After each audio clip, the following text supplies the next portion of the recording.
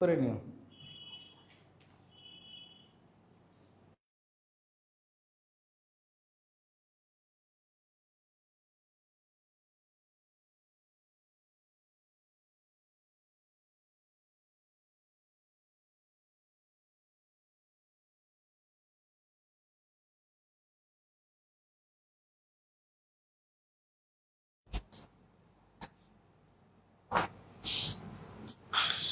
আসসালামু আলাইকুম রহমতুল্লাহি ওয়া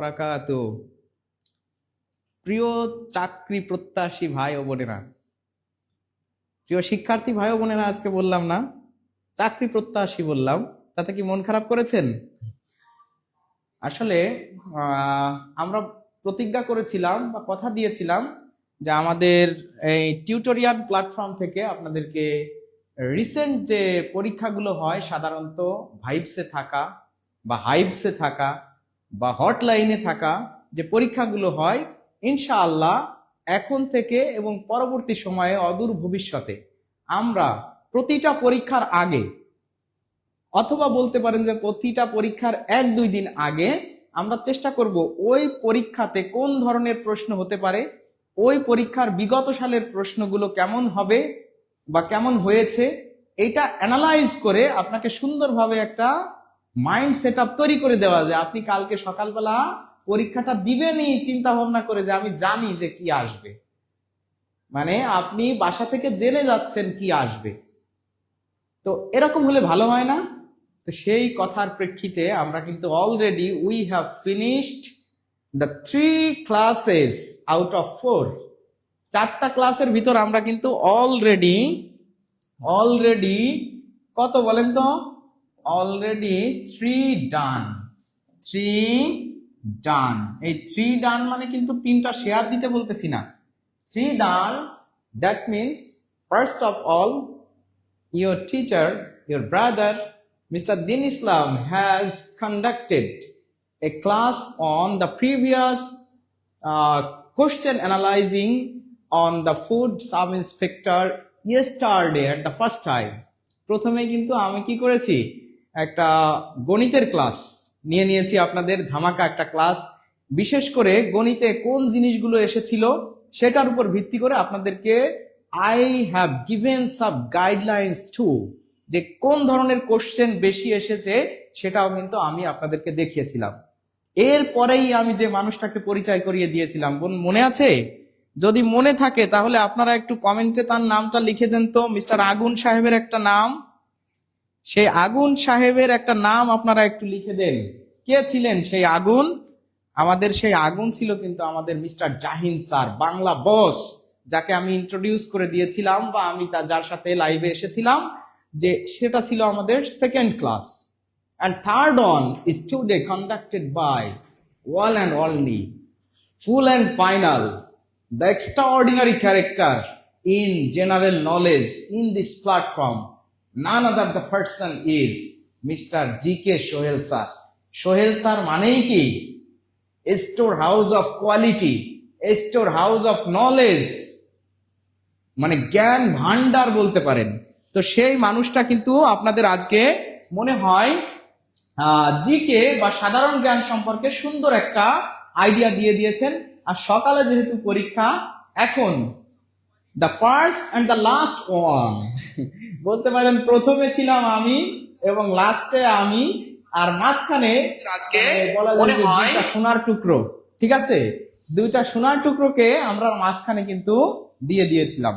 তো the last class, the topic on English on the sub-inspector of food will be conducted now, and I am going to give the guidelines and going to explain the previous questions today in English. So, welcome, and again welcome to all of you. Please join the lecture and share as many as possible today, as the examination is knocking at your door. তাই তো? তাহলে যেহেতু আপনার পরীক্ষা সকালবেলা, এখনই আপনি relax মুডে ইংরেজি শিখুন উইথ মিস্টার দিন ইসলাম। তো আমার সাথে যদি আপনারা ইংরেজি শিখতে চান আজকে, ইনশাআল্লাহ আজকে আমি এমন ভাবে কোশ্চেনগুলো অ্যানালাইজ করে দিব যে আপনার যত টপিক আছে সব টপিকটাকে, আমি ধরে নেন আমি সিঙ্গুলার প্লুরাল নিয়ে আলোচনা করলাম, তো সিঙ্গুলার প্লুরাল যদি আমি আলোচনা করি তাহলে নিঃসন্দেহে not only the single question will be described, total system of making singular to plural will be explained here today inshallah.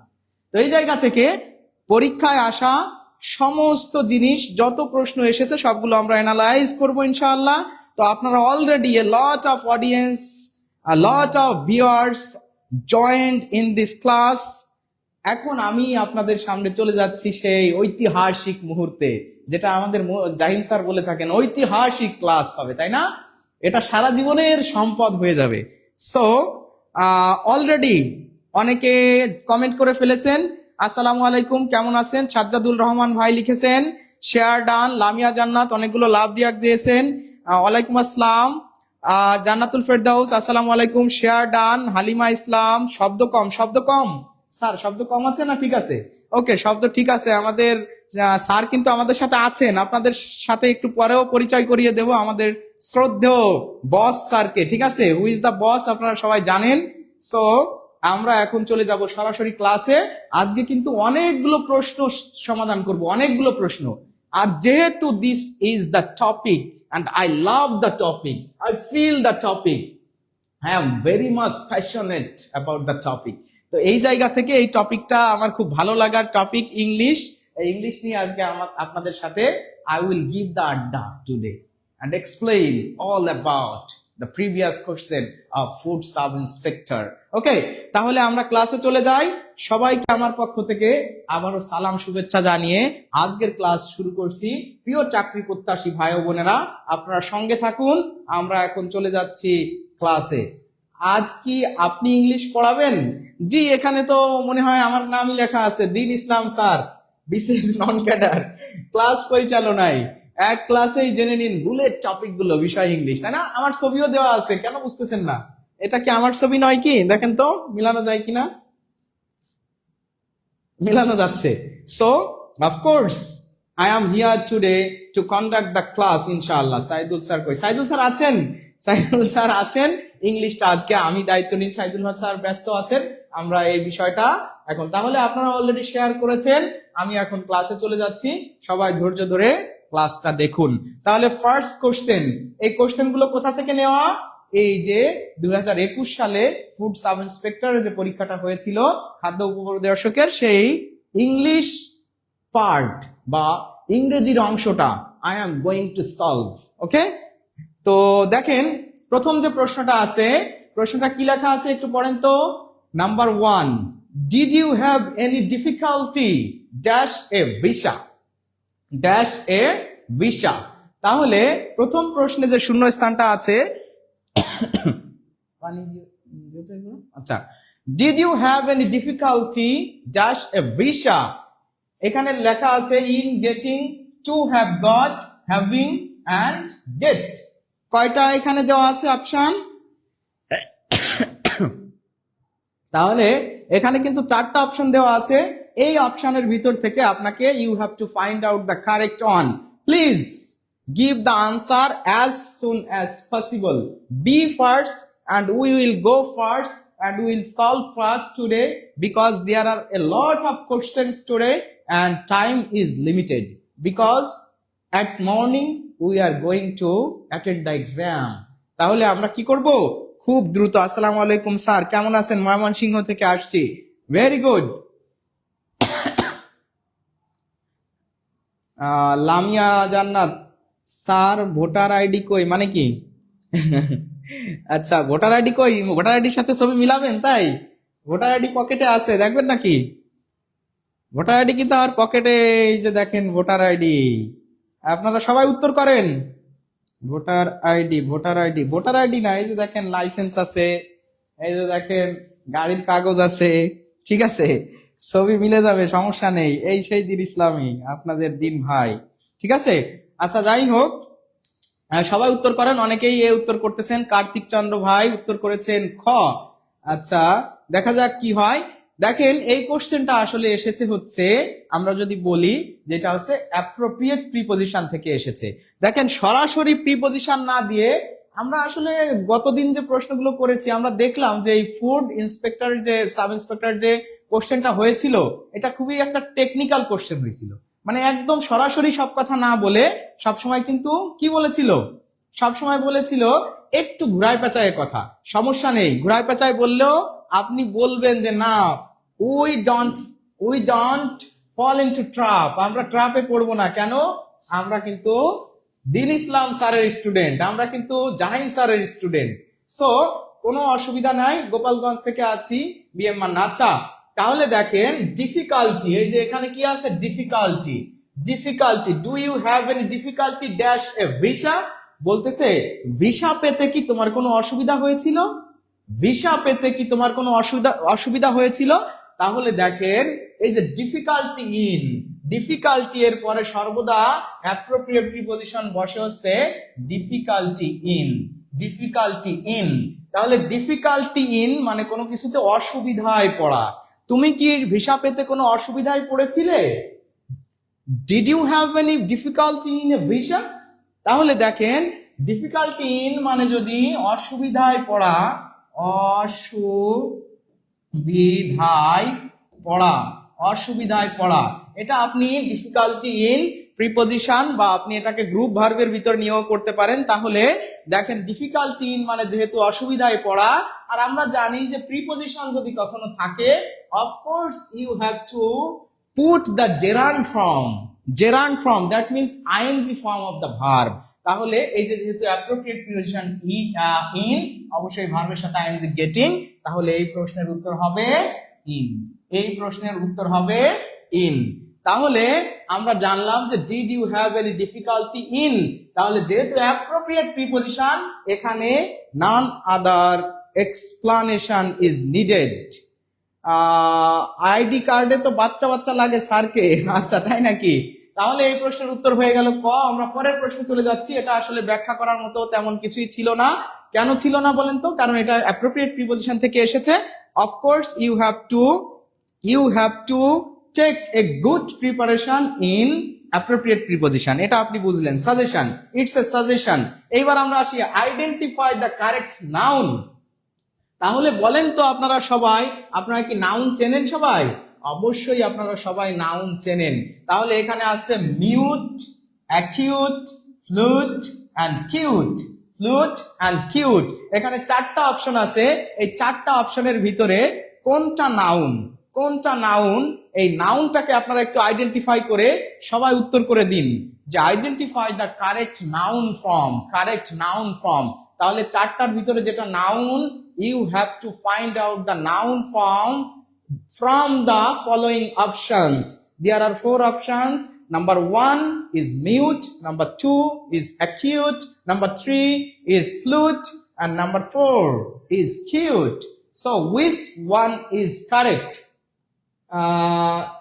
শিমুল সাথী বেশি নাম্বার স্যার আজকে, হ্যাঁ শিওর, আজকে আমরা খুব দ্রুত আমরা সমাধান করে ফেলবো। তাহলে আপনারা একটু কমেন্ট করে দেন, একটু কমেন্ট করে দেন, আমি সাথে সাথে উত্তর দিয়ে দেব। আমি অনেক বেশি সময় নষ্ট করব না ইনশাআল্লাহ, ইনশাআল্লাহ। আচ্ছা তাহলে আপনারা সবাই উত্তর করে দেন, আমি একটু আপনাদেরকে জাস্ট উত্তরটা একবার একটু ব্যাখ্যা করে দিয়ে দেব, কোনো অসুবিধা নাই, ঠিক আছে? দেখেন মিউট, মিউট মানে কি? মিউট মানে হচ্ছে নীরব, নীরব বা স্তব্ধ, স্তব্ধ, স্তব্ধ, স্তব্ধ, তাই না? নীরব বা স্তব্ধ, স্তব্ধ। তাহলে অ্যাকিউট, অ্যাকিউট মানে কি বলেন তো? অ্যাকিউট মানে হচ্ছে চতুর, অ্যাকিউট মানে কি? চতুর বা চঞ্চল। ফ্লুট, ফ্লুট মানে কি বলেন তো? ফ্লুট মানে হচ্ছে বাঁশি বা মিউজিক্যাল একটা ইনস্ট্রুমেন্ট, তাই না? মিউজিক্যাল ইনস্ট্রুমেন্টের নাম। আর কিউট মানে কি? কিউট মানে আমরা বলতে পারি যে সুন্দর, আমরা যদি বলি মিষ্টি, সুন্দর, তাই না? তাহলে বলেন তো যে এই নাউন শব্দের অর্থ কি? নাউন শব্দের যদি হয় অর্থ বিশেষ্য, বিশেষ্য মানে কোনো কিছুর নাম, বিশেষ্য মানে নেম অফ সামথিং। তাহলে স্তব্ধ বা নীরব অবশ্যই এটা একটা অ্যাডজেক্টিভ, অবশ্যই এটা একটা অ্যাডজেক্টিভ। তাহলে এটা যদি অ্যাডজেক্টিভ হয় আমাকে এটা উত্তর করা যাবে না, কারণ নাউন চেয়েছে। চতুর, কেমন লোকটা, কেমন কিউট, চতুর, চালাক, এটাও অ্যাডজেক্টিভ, এটা হবে না, এটাও অ্যাডজেক্টিভ। ফ্লুট, ফ্লুট মানে বাঁশি, কোন একটা ইনস্ট্রুমেন্টের নাম, অফকোর্স ইটস আ নাউন। সুন্দর, অ্যাডজেক্টিভ, অ্যাডজেক্টিভ, এটা হবে না। তাহলে ফ্লুট মানে বাঁশি, that's why the number 3 is the correct answer here. আমরা মনে হয় সবাই বুঝতে পেরেছি। আমরা পরের প্রশ্নে চলে যাব, পরের প্রশ্নে চলে যাব। আজকে বেশি বেশি শেয়ার করে দেন, বেশি বেশি শেয়ার করে দেন। Who wrote the novel great expectation. এইখান থেকে আপনাকে এইখানে আপনাকে একটা জিনিস আমি নোটিস করব, সেটা হলো যে দেখেন গ্রেট এক্সপেকটেশন, এটা কিন্তু ইংরেজি সাহিত্য থেকে কোশ্চেনটা এসেছে। আমি বাংলা পার্টটা আমাদের জাহিন স্যার তো কালকে বুঝিয়েছেন সুন্দর করে, আমি ইংরেজি পার্টে দেখলাম বা দেখতেছি যে সাহিত্যের উপরে কিন্তু এরা একটা ফোকাস করেছে। যেরকম গতকালের ক্লাসে আমি বলেছিলাম যে জ্যামিতির উপরে তাদের একটা এমফাসাইজমেন্ট ছিল, and they focused on geometry a lot in mathematics. গাণিতিক অংশে তারা কিন্তু জ্যামিতিটাকে গুরুত্ব দিয়েছিল। আর আজকে এখানে দেখতেছি এখানে কিন্তু বেশ কয়েকটা সাহিত্য আছে। হু wrote the novel great expectation, এই গ্রেট এক্সপেকটেশন নোবেলটা টাইম ওয়েস্ট। আচ্ছা, আপনারা একটু কমেন্ট করে জানান যে এই প্রশ্নটার উত্তর কি হবে। Who wrote the novel great Expectation? Shakespeare, Charles Dickens, John Milton and G.B. Shaw. G.B. Shaw, that means George Bernard Shaw. তাহলে এটা কি বলা হয়েছে? এটা কিন্তু বলা হয়েছে প্রিয় ভাই বোন, এটা কি বলা হয়েছে, কি ব্যাপার? ও, এখানে একটা মাসি এসে পড়ে আছে। হ্যাঁ, মাসি, আচ্ছা মেসি না, মাসি আসছিল। হ্যাঁ, দেখেন যে হু wrote the novel great expectation, তাহলে এইখানে কিন্তু লেখা আছে নোবেল। এখানে কি লেখা আছে? নোবেল। নোবেল মানে উপন্যাস, নোবেল মানে হচ্ছে উপন্যাস, উপন্যাস। আর উপন্যাস যারা লেখে তারা হচ্ছে কি? নোভেলিস্ট। উপন্যাস যারা লেখে তারা হচ্ছে কি? নোভেলিস্ট। আপনারা সবাই জানেন যে শেক্সপিয়ার কোনো নোভেলিস্ট নয়, শেক্সপিয়ার কোনো কি নয়? নোভেলিস্ট নয়, সে হচ্ছে একজন ড্রামাটিস্ট, ড্রামাটিস্ট, ড্রামাটিস্ট এবং একজন পোয়েট, একজন পোয়েট, যাকে বলা হয় হচ্ছে, যাকে বলা হয় হচ্ছে the national poet, the national poet, the national poet of English literature, English literature. আর শেক্সপিয়ার সম্পর্কে তথ্য হচ্ছে কি, শেক্সপিয়ারকে আবার বলা হয় bard of Avon, bard of Avon, অ্যাভনের কবি, bard of Avon, bard of Avon. আপনারা কি জানেন এই বার্ড শব্দের অর্থ কি? বার্ড মানে চারণ কবি বা কবি, বার্ড মানে কিন্তু BARD, বার্ড, বার্ড মানে কবি, বার্ড অফ অ্যাভন। আমরা জানি লন্ডনের অ্যাভন শহরে তিনি জন্মগ্রহণ করেছিলেন। আর শেক্সপিয়ার সম্পর্কে আরো তথ্য আপনারা যেটা জেনে যেতে পারেন সেটা হচ্ছে উনি 1564 সালে জন্মগ্রহণ করেছিলেন এবং 1616 সালে হচ্ছে তিনি মৃত্যুবরণ করেন। তাহলে এটা শেক্সপিয়ার যেহেতু একজন বিখ্যাত রাইটার, তার সম্পর্কে আমি এই ইনফরমেশন গুলো আপনাদেরকে দিয়ে দিলাম। যেহেতু এখানে আমাদের শুধু সলভ নয়, এক্সপ্লানেশনটাও প্রয়োজন, তাই আমি শেক্সপিয়ার সম্পর্কে প্রথমে ব্যাখ্যা করলাম। আপনারা মনে হয় সবাই বুঝতে পেরেছেন। যদি চান একটা স্ক্রিনশট নিয়ে বা লিখে রেখে আপনারা সুন্দরভাবে করতে পারেন, নোট করতে পারেন, করতে পারেন, আর না হলে শুধু দেখে যান, অসুবিধা নাই। এরপর আমরা আসি চার্লস ডিকেন্স। চার্লস ডিকেন্স হচ্ছে একজন Victorian, Victorian poet, Victorian novelist আর কি, মূলত নোভেলিস্ট। তিনি হচ্ছে একজন বিখ্যাত নোভেলিস্ট। সেকে চার্লস ডিকেন্স। এই ভিক্টোরিয়ান যুগটা কত? ভিক্টোরিয়ান যুগটা হচ্ছে মূলত যে আপনার এটা ভিক্টোরিয়ান যুগটা 1832, কোন কোন বইয়ে আছে 37 থেকে কত 1901 পর্যন্ত, 1901 পর্যন্ত এই যুগটাকে বলা হয় ভিক্টোরিয়ান পিরিয়ড। তাহলে ভিক্টোরিয়ান পিরিয়ডের একজন বিখ্যাত নোভেলিস্ট হচ্ছে চার্লস ডিকেন্স। চার্লস ডিকেন্সের যে বিখ্যাত লেখাগুলো আছে তার ভিতরে আছে দেখেন যে a tale of two cities, a tale of two cities, two cities, cities. এটা কিন্তু পরীক্ষাতে আসে। টেল মানে কি বলেন তো? টেল মানে হচ্ছে গল্প, টেল মানে হচ্ছে গল্প। এই যে যে টু সিটিজ এর গল্প, এই কোন দুই শহরের কথা বলা হয়েছে আপনারা কি জানেন? এখানে কিন্তু বলা আছে যে চার্লস ডিকেন্সের যে এ টেল অফ টু সিটিজ এর দুইটা সিটির কথা বলা আছে। সেই সিটি দুইটা কি কি আপনারা জানেন?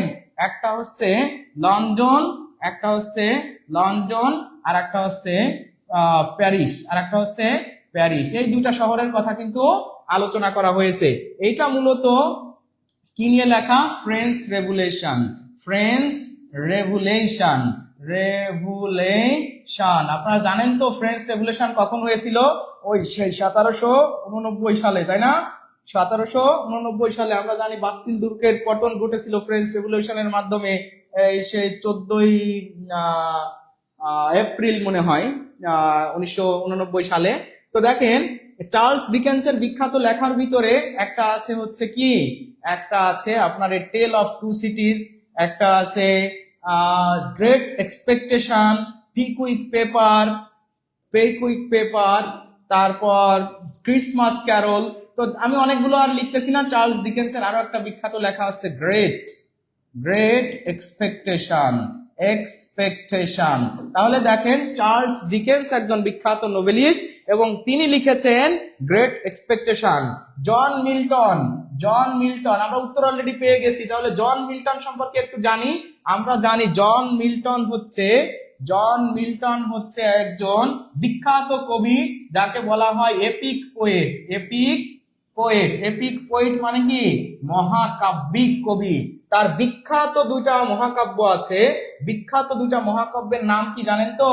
একটা হচ্ছে paradise, the paradise, paradise lost, the paradise lost. আর একটা আছে paradise regain, paradise regained, regain, হ্যাঁ প্যারাডাইস রিগেইন, যাকে এপিক পয়েট বলা হয়। এই সেই জন মিল্টন। জন মিল্টনের এই প্যারাডাইস লস্টের একটা বিখ্যাত উক্তি আছে, আপনারা সবাই জানেন যে it is better to reign in hell than serve in heaven. বিখ্যাত উক্তি। এটা আসে যে কোথা থেকে নেওয়া হয়েছে? প্যারাডাইস লস্ট থেকে। তাহলে প্যারাডাইস লস্ট হচ্ছে তার, প্যারাডাইস লস্ট, প্যারাডাইস রিগেইন, এগুলো তার লেখা। আর আমরা সবাই জানি যে জিবি শ আছে মডার্ন টাইমের সব থেকে বিখ্যাত একজন ড্রামাটিস্ট। তাহলে ড্রামাটিস্ট যেহেতু, তার মানে উনি নিশ্চয়ই নোবেল লিখবেন না। ড্রামা মানে হচ্ছে প্লে বা নাটক যারা লেখে। তাহলে জিবি শ বা জর্জ বার্নার্ড শ, এটা উত্তর হবে না। উত্তর হবে চার্লস ডিকেন্স, উত্তর হবে চার্লস ডিকেন্স। আমি অনেক বেশি ব্যাখ্যা করলাম, বিষয়টা এমন না। তবে এতটুকুন ব্যাখ্যা না করলে অন্য অপশনগুলো আপনার যে পরীক্ষাতে কালকে এটাই আসবে, নট লাইক দ্যাট, শেক্সপিয়ার থেকে দিতে পারে, চার্লস ডিকেন্স থেকে না দিয়ে জন মিল্টন থেকে দিতে পারে, জিবি শ সম্পর্কে দিতে পারে, ইনি মডার্ন টাইমের একজন লেখক। তাহলে এইটা আপনার ক্লিয়ার হয়ে গেল। তাহলে আমরা পরের প্রশ্নে চলে যাই। আপনারা কি বুঝতে পারছেন সবাই? তাহলে আমরা পরের প্রশ্নে চলে যাই।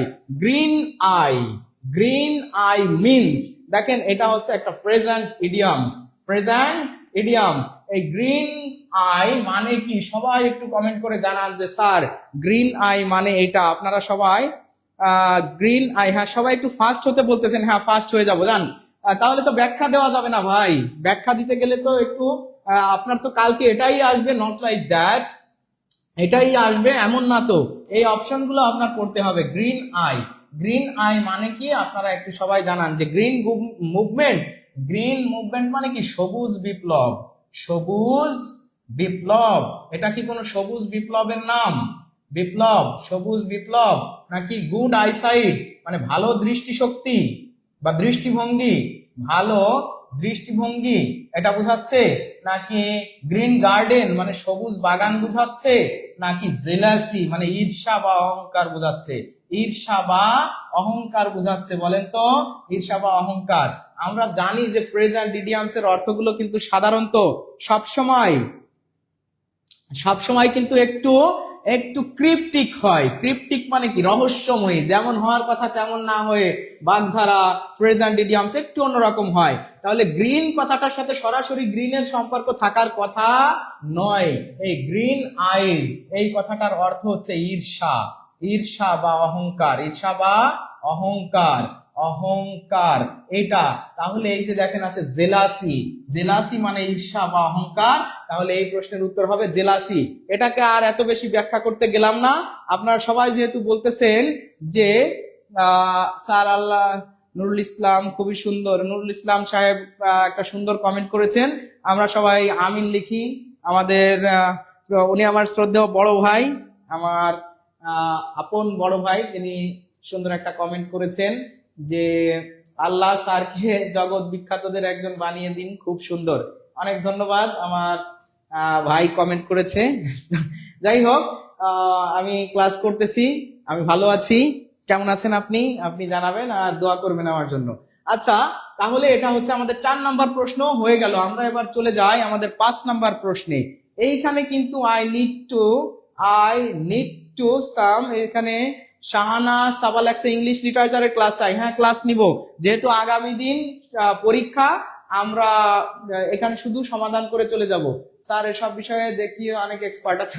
আর যাই হোক, তাহলে এইখানে দেখেন, এইখানে হচ্ছে কোনটা হবে এই প্রশ্নের উত্তর? He had his hair, he had his hair, সে তার চুল কাটছে নাকি কাটিয়েছে বলেন তো? অবশ্যই সে তার চুল কাটিয়েছে। নিজের চুল তো আর নিজে কাটে না, তাই না? তাহলে কাউকে দিয়ে কাটিয়েছে, আর কাউকে দিয়ে কাজ করানো, এটাকে ইংরেজিতে বলে পজিটিভ ভার্ব। Positive verb. এই পজিটিভ ভার্বের বাংলা আছে, পজিটিভ ভার্বের বাংলা হচ্ছে প্রযোজক ক্রিয়া। পজিটিভ ভার্ব মানে হচ্ছে প্রযোজক ক্রিয়া, নিজে না করে কাউকে দিয়ে করানো। যেরকম আপনাদেরকে আমি কিছু জিনিস একটু বলি, না বললে হচ্ছে না। দেখেন, সি মানে হচ্ছে নিজে দেখা, আর শো মানে কি বলেন তো? শো মানে দেখানো। যদি বলা হয় ইট মানে কি বলেন তো? ইট মানে হচ্ছে নিজে খাওয়া। বাট যদি বলা হয় ফিড মানে কি? কাউকে খাওয়ানো। আবার যদি বলা হয় লার্ন মানে কি বলেন তো? লার্ন মানে হচ্ছে নিজে শেখা। কিন্তু আমি যদি বলি টিচ মানে কি? কাউকে শেখানো। তাহলে মনে করেন আমি যদি বলি যে নো মানে হচ্ছে নিজে জানা। ইনফর্ম মানে কি? ইনফর্ম মানে কাউকে জানানো। তাহলে দেখেন, এরকম অনেক পজিটিভ ভার্ব কিন্তু আমাদের রয়েছে। এরকম এইগুলো হচ্ছে সবই কি? Positive verb. কিন্তু অনেক ভার্ব আছে যাদের নিজেদের কোনো পজিটিভ ফর্ম নাই। তাদেরকে পজিটিভ করার জন্য আমরা 5টা ভার্ব ব্যবহার করে থাকি। সেটা কি? Make, let, get. আমি এই গেটটাকে পরে লিখি। মেক, লেট, হেল্প, গেট, আর হচ্ছে হ্যাভ। এই যে 5টা ভার্ব, এই 5টা ভার্ব কি করে? অন্যদেরকে পজিটিভ করতে সাহায্য করে। এরপরে যদি অবজেক্ট থাকে, তারপরে যে শূন্য স্থানটা থাকে, ওইটাই আসলে মূলত পজিটিভ হয়ে যায়। তাহলে এই 5টা ভার্বের যে কোনো একটা যদি থাকে, এবং এরপর অবজেক্ট থাকে, এরপরের ভার্বটা হয়ে যায় পজিটিভ। তার মানে হলো, এখন দেখতে হবে যে এগুলোর পরে কখন কি বসে। দেখেন, এখানে আমি আপনাদেরকে ক্লিয়ার করে দিই, যাদের ক্লিয়ার আইডিয়া নাই। এই যে তিনটা, এই তিনটার পরে ব্যক্তি থাকুক, বস্তু থাকুক বা প্রাণী থাকুক, যাই থাকুক, এরপরে সর্বদা কি হবে? বেস ফর্ম, ভার্বের বেস ফর্ম হবে। তাহলে মেক, লেট, হেল্প এর পরে এইখানে যাই থাকুক না কেন, ব্যক্তিবাচক, বস্তুবাচক যাই থাকুক না কেন, অবশ্যই ভার্বের বেস ফর্ম হবে, মানে একদম ভার্বের মূল ফর্ম। এর সাথে কোনো এস বাই এস, আইএনজি কিছুই হবে না। কিন্তু এই যে দুইটা আমি এখানে লিখে ফেলেছি, গেট এবং হ্যাভ, এরপরে যদি ব্যক্তিবাচক থাকে, ব্যক্তিবাচক থাকলে বেস ফর্ম, আর বস্তু থাকলে, বস্তুবাচক যদি থাকে, বস্তুবাচক থাকলে কিন্তু এরপরে হবে V3। তাহলে বোঝা যাচ্ছে সবসময় বেস ফর্ম হয়, শুধু এই দুইটার ক্ষেত্রে V3 হতে পারে। এই গেটের ক্ষেত্রে একটা কথা মেনশনেবল, যে ব্যক্তি থাকলে গেটের ক্ষেত্রে ইনফিনিটিভ দেওয়াটাই ভালো। ইনফিনিটিভ মানে টু প্লাস ভার্ব, এত কিছু প্রয়োজন নাই। আপনারা সবাই বুঝলেন যে এটা এমন যে সে তার চুল কাটিয়েছে, তাহলে এই যে দেখেন হ্যাড আছে, হ্যাড, এখানে কি আছে, এখানে কিন্তু হ্যাড আছে মানে কাটিয়েছে, সে কাটে নাই, কাউকে দিয়ে কাটিয়েছে মানে পজিটিভ ভার্ব। আর এরপরে যেহেতু এটা কি আছে বলেন তো, বস্তুবাচক, তাহলে হবে V3। এই V3 হওয়ার কারণে এই প্রশ্নের উত্তর হয়ে গেল ক, কাট। অবশ্যই কাট হবে, কিন্তু আর আমরা জানি যে কাটের তিনটা ফর্মই কিন্তু কাট, কাট, কাট। এই যে একই ফর্ম যখন হয় এগুলো কিন্তু আমাদের রেগুলার ইরেগুলার ভার্বের ভিতরে আছে। এগুলো কিন্তু কোথায় আছে, রেগুলার বা ইরেগুলার ভার্বের ভিতরে কিন্তু আছে। দেখেন রেগুলার ভার্ব কাকে বলে, যারা নিয়মিত কোনো একটা প্যাটার্ন মেনে present form, past form, past participle ফর্মে চলে যায়, তারা রেগুলার ভার্ব। আর ইরেগুলার ভার্ব হচ্ছে সেইগুলো যাকে কোনো নিয়ম অনুযায়ী পরিবর্তন করা যায় না, যেরকম know, knew, known, do, did, done, বা কাট, কাট, কাট, এগুলো সবই ইরেগুলার ভার্ব। আর ইরেগুলার ভার্বের আরেকটা নাম হচ্ছে স্ট্রং ভার্ব। ইরেগুলার ভার্বের আরেকটা নাম হচ্ছে স্ট্রং ভার্ব। তো কাট, কাট, কাট, আমি এটা আর অনেক ব্যাখ্যায় যাচ্ছি না, যেহেতু কালকে পরীক্ষা। এটার তিনটা ফর্ম, তাহলে আমরা এই ফর্মটা আসলে এখানে বসিয়ে দিয়েছি। হ্যাড দিয়ে যদি এখানে ব্যক্তিবাচক থাকতো তাহলে কিন্তু আমাদের মনে করতে হবে বেস ফর্ম বসতো তখন। তাহলে সবাই মনে হয় ক্লিয়ারলি বুঝতে পেরেছেন। আমরা পরের প্রশ্নে চলে যাই। পরের প্রশ্নে চলে আসছি। The saying enough is used when you want, মানে এনাফ ইজ এনাফ। আমরা অনেক সময় বলি না যে এনাফ ইজ এনাফ, আর নয়, থেমে যাও, অনেক বলেছো, I will not tolerate anything else, আর কিছুই আমি সহ্য করব না। যখন কোনো কিছুতে আমরা কি করি, কোনো কিছুতে আমরা রেগে যাই বা বলি যে অনেক হয়ে গেছে আর নয়, তখন কিন্তু আমরা এনাফ ইজ এনাফ এই কথাগুলো বলে থাকি। সেই কথাটাই দেখেন পরীক্ষাতে চলে এসেছে। The saying enough is used when you want something to stop, to say enough, to tell instructions are clear, to express anger। কোনটা হবে? সবাই একটু এটার উত্তর করে দেন। এমএসটি ববি আপু লিখছে পুট পুট পুট, কাট কাট কাট, রিড রিড রিড। হ্যাঁ, এগুলো কিন্তু সবই ইরেগুলার ভার্ব এবং strong verb. Something to stop একজন লিখেছেন, আপনারা সবাই একটু উত্তর করেন, অনেকেই উত্তর করতেছেন। মারিন তানজিনা, আফসানা আঞ্জুম, লিজা আপু, নূর মোহাম্মদ ভাই, অনেকেই কমেন্ট করেছেন সামথিং টু স্টপ। ইয়েস, এই প্রশ্নের উত্তর হবে কি সামথিং টু স্টপ। যখন অনেক বেশি হয়ে যায় আমরা তখন কাউকে থামায় দিই। প্লিজ, এনাফ ইজ এনাফ, অনেক হয়েছে আর নয়, থেমে যাও, আর সহ্য করব না। তাহলে এটার উত্তর হবে কি সামথিং টু স্টপ। আমরা পরের প্রশ্নে চলে যাই। আমরা কিন্তু একটু দ্রুত, দেখেন এই যে চলে আসছে excursion. Who wrote the excursion? তাহলে দ্য এক্সকারশন এটা কে লিখেছে বলেন তো সবাই, যে এটা কে লিখেছেন? এই যে কিন্তু লিটারেচার থেকে মানে প্রশ্নগুলো চলে আসছে। লিটারেচার, কোন লিটারেচার? English literature. ইংলিশ লিটারেচারেরও কিন্তু প্রাচীন যুগ, মধ্যযুগ, ভিক্টোরিয়ান পিরিয়ড, এলিজাবেথান পিরিয়ড, বেশ কিছু পিরিয়ড আছে। স্যার আসেন, একটু চলে যাবেন। আচ্ছা, আমাদের ভিতরে কিন্তু এখন আপনাদের প্রিয় আগুন একজন স্যার আপনাদের মাঝে উপস্থিত হচ্ছেন, এবং আমরা যেহেতু ক্লাসটা শেষ করব, বেশি সময় আপনাদের কাছ থেকে নিব না। স্যারকে দেখে একটু ইন্সপায়ার্ড হয়ে যান ইনশাআল্লাহ। as fast as possible I will try to conduct the class inshallah, and today I am going to solve the highest questions ever in this platform. সব থেকে বেশি কোশ্চেন আজকে সলভ করব, জাহিন স্যারের থেকেও বেশি কোশ্চেন সলভ করব। স্যার চলে আসেন। Welcome to our platform mister Jahin sir. আমাদের জাহিন স্যার কিন্তু স্যার একটু সবাইকে বলেন একটু ধৈর্য ধরে দেখতে, আজকে কি দেখাই দিই। কালকে সকালবেলা সবাই আমার চেহারা ভাসবে, বলেন তো স্যার, একটু বলে দেন। আলহামদুলিল্লাহ স্যার, অঙ্কে প্রশ্নেও আপনার চেহারা ভাসবে, তাহলে ইংরেজি প্রশ্নেও আপনার চেহারা ভাসবে। সেজন্য কমেন্ট করেছে, স্যার আপনি এতদিন অঙ্ক বলাতেন, ইংরেজি এত ভালো পারেন কিভাবে? কমেন্ট করেছে তানজিম খাতুন।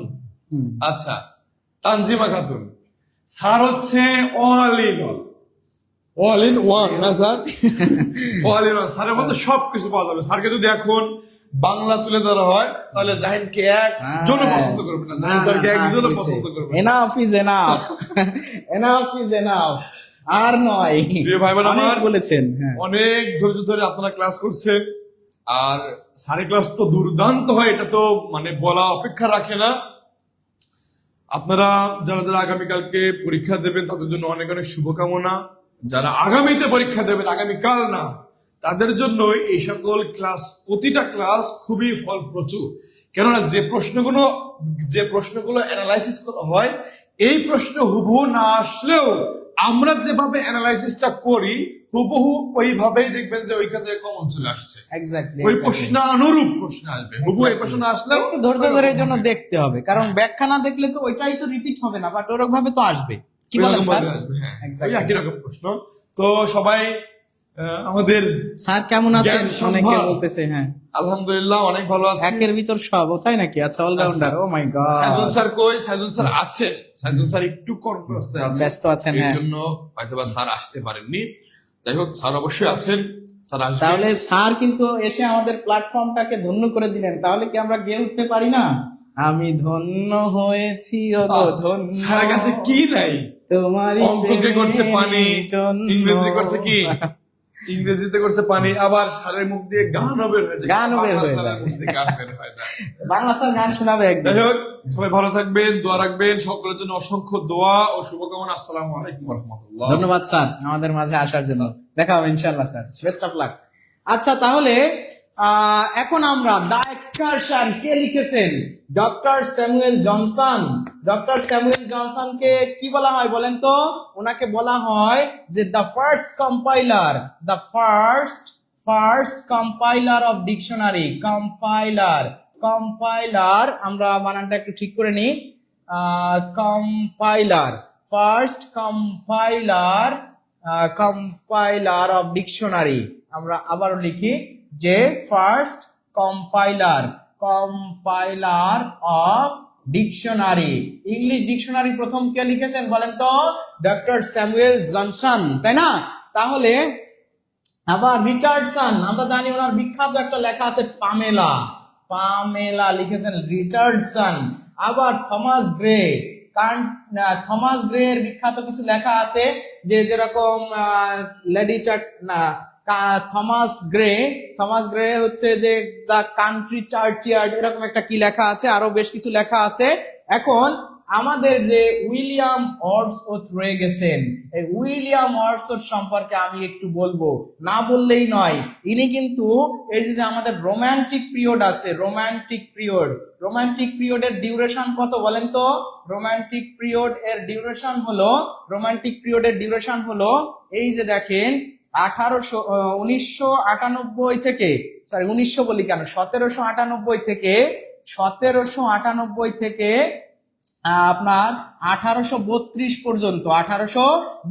পর্যন্ত, মানে ভিক্টোরিয়ান পিরিয়ডের পূর্ব পর্যন্ত, এই সময়ে যে রোমান্টিক পিরিয়ডের যাত্রা শুরু হয়েছিল, সেটা কিন্তু শুরু হয়েছিল এই যে উইলিয়াম ওয়ার্ডসওয়ার্থ এবং প্লাস আরেকজন ব্যক্তি স্যামুয়েল টেইলর কোলেরিজ, যাকে বলা হয় এস.টি.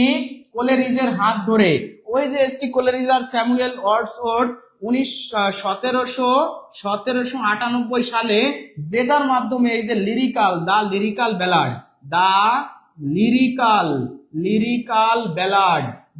লিরিক্যাল ব্যালাড প্রকাশের মাধ্যমে কিন্তু এই রোমান্টিক যুগের সূচনা করেছিলেন। তাহলে এই সেই রোমান্টিক পোয়েট, রোমান্টিক যুগের সূচনাকারী উইলিয়াম ওয়ার্ডসওয়ার্থ, যে হচ্ছে মূলত কি করেছেন? এই এক্সকারশনটা লিখেছেন। তাহলে রোমান্টিক পিরিয়ডের একজন বিখ্যাত লেখক, যিনি হচ্ছে রোমান্টিক যুগের সূচনাকারী বা জনক বলা যায়, তিনি হচ্ছে ওয়ার্ডসওয়ার্থ। তিনি এই লিরিক্যাল ব্যালাড বা এক্সকারশনটা লিখেছেন। আর এই কালটাও আমি জেনে দিলাম। আমি আসলে ব্যাখ্যা করতে পারতাম সবগুলো অনেক ভালো করে, কিন্তু যেহেতু সময় স্বল্পতা আছে, কালকে পরীক্ষা, আজকে ব্যাখ্যা করব না। তবে এই লিটারেচার নিয়ে আপনাদের সামনে আমি সুন্দর ব্যাখ্যা নিয়ে হাজির হচ্ছি কনফিউশন কিলার এপিসোডে ইনশাআল্লাহ। তাহলে আমরা পরের প্রশ্নে চলে যাই। এই প্রশ্নের উত্তর হবে William Wordsworth. Choose the affirmative choose the correct affirmative. তাহলে কারেক্ট অ্যাফার্মেটিভ ফর্মটা কোনটা হবে? আমি দ্রুত সলভ করে দিই। Everyone can not escape his fate. Everyone can not escape, can not আছে তাহলে তো অ্যাফার্মেটিভ হবে না, তাই না? ক্যান নট যদি থাকে অ্যাফার্মেটিভ হবে না। এভরিওয়ান অ্যাকসেপ্ট, অ্যাকসেপ্ট এভরিওয়ানটা কি? এভরিওয়ানটা কিন্তু third person singular, third person singular. Singular হলে ভার্বের সাথে একটা এস বাই এস দিতে হয়, গ্রামাটিক্যালি ভুল আছে। এভরিওয়ান ক্যান এসকেপ হিজ ফেট, সবাই তার ভাগ্য থেকে পলায়ন করতে বা অদৃষ্ট, যেটাকে আমরা ভাগ্য বলি, পরিণতি থেকে এড়িয়ে চলতে পারে। এটা আসলে অর্থগত ভাবেই কি ভুল আছে, যোগ্যতার ভুল। আমরা যদি বলি যে দুপুরের রোদ্রে প্লাবনের সৃষ্টি হয়ে গেল, এটা কি হয়? আমি যদি বলি গরুগুলো আকাশে উড়ছে, এটা কি হয়? আমরা জানি যে সার্থক বাক্য হতে গেলে 3টা গুণ দরকার, যোগ্যতা, আকাঙ্ক্ষা, আসক্তি। তাহলে এটা কিন্তু যোগ্যতা হারিয়ে ফেলেছে, কারণ আসলে ভাগ্য থেকে কেউ পালাতে পারে না। তাহলে এটাও হবে না, এটাও হচ্ছে না, ভুল আছে। এখানে নেগেটিভ আছে, তাহলে তো অ্যাফার্মেটিভ হবেই না।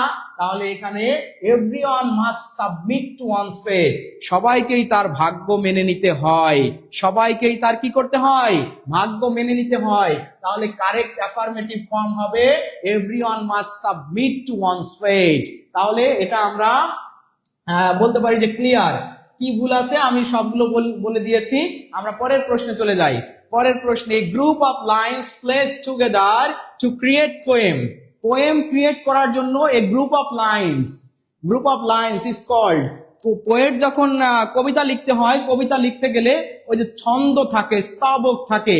মনে করেন যে আমরা যদি একটা কবিতা এরকম পড়েই ফেলি যে চির সুখী জন ভ্রমে কি কখন ব্যথিত বেদন বুঝিতে পারে, কি যাতনা বিষে বুঝিবে সে কিসে, কবু আসি বিষে দংশে নিজারে। তাই না? আমরা যদি একটা কবিতা এরকম পড়ে ফেলি, তাহলে দেখেন কবিতার একটা স্তবক থাকে, কবিতার একটা মিল থাকে, কয়েকটা চরণ মিলে একটা মিল বা ছন্দ থাকে।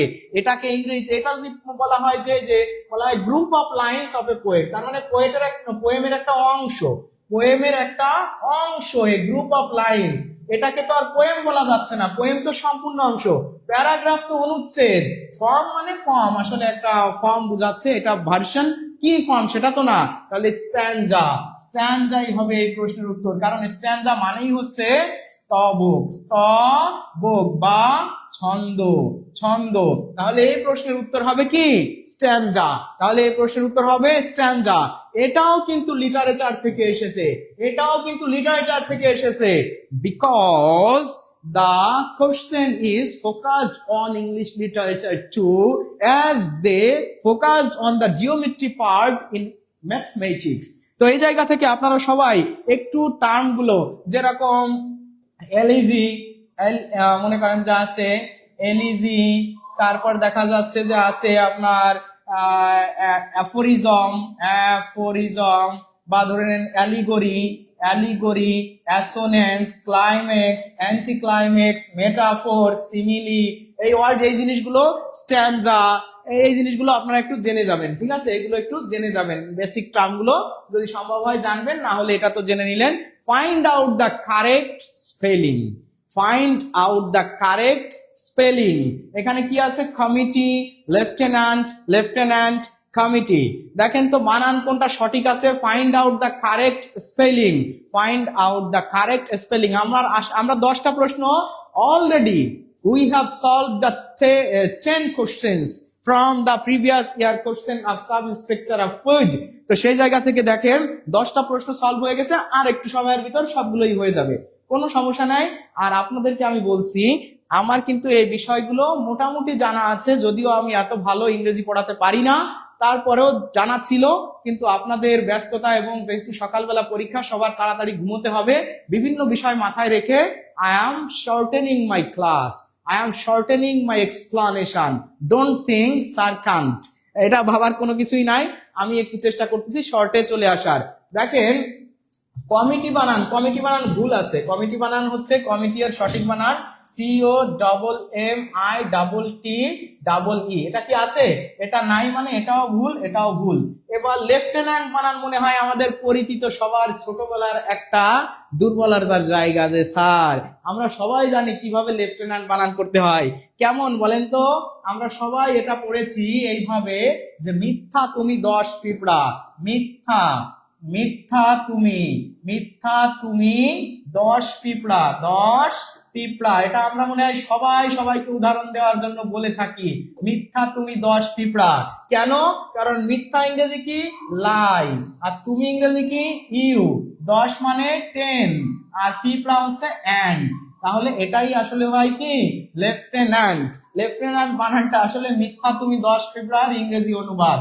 তাহলে এই যে দেখেন, ইংরেজিতে যখন আমরা মিথ্যা তুমি 10 পিঁপড়া, যেরকম রেনেসা, রেনেসা, রিনা ইজ স্যান্স, যদি আপনি মনে রাখেন, যদি মনে করেন যে আপনি মনে রাখতে চান যে সিগারেট, সিগারেটে 2টা টি আছে আর কোথাও কোনো টি নাই, কেন? কারণ সিগারেট মানুষ খায় কিভাবে? এইভাবে, তাই না? 2টা আঙ্গুল দিয়ে। তার মানে টি আছে 2টা, আর কোনো কিছু টি নাই। যেরকম CIGARETTE, আর কোথাও কিন্তু ডাবল নাই। তাহলে কেন 2টা? এই যে 2টা আঙ্গুল দিয়ে সবাই সিগারেট খায়, তাই আমি বলে দিলাম। তারপরে দেখেন সাইকোলজি, কৃষি চলো যাই। কর্নেল, কর্নেল বানান দেখেন, কিছু বানান আমি বলি যে কর্নেল, কর্নেল বানান কি বলেন তো? COLONEL, colonel. আপনারা কি জানেন যে জার বানান কি? জার, জার বানান কিন্তু TSAR, TSAR, জার। তারপরে আপনি মনে করেন যে সাইকোলজি, সাইকোলজি বানান। এখন এত বানান আমি আর ব্যাখ্যা দিতে চাচ্ছি না, যেহেতু মিথ্যা তুমি 10 পিঁপড়া। আর আমরা দেখেন রেনেসা। আপনি যদি মনে করেন যে কোশ্চেনিয়ার, কোশ্চেনিয়ার কিভাবে আমরা মনে রাখি জানেন? কোশ্চেন নাই রে, QUESTION, কোশ্চেন নাই রে, NAIRE, এই যে কিন্তু কোশ্চেনিয়ার বানান।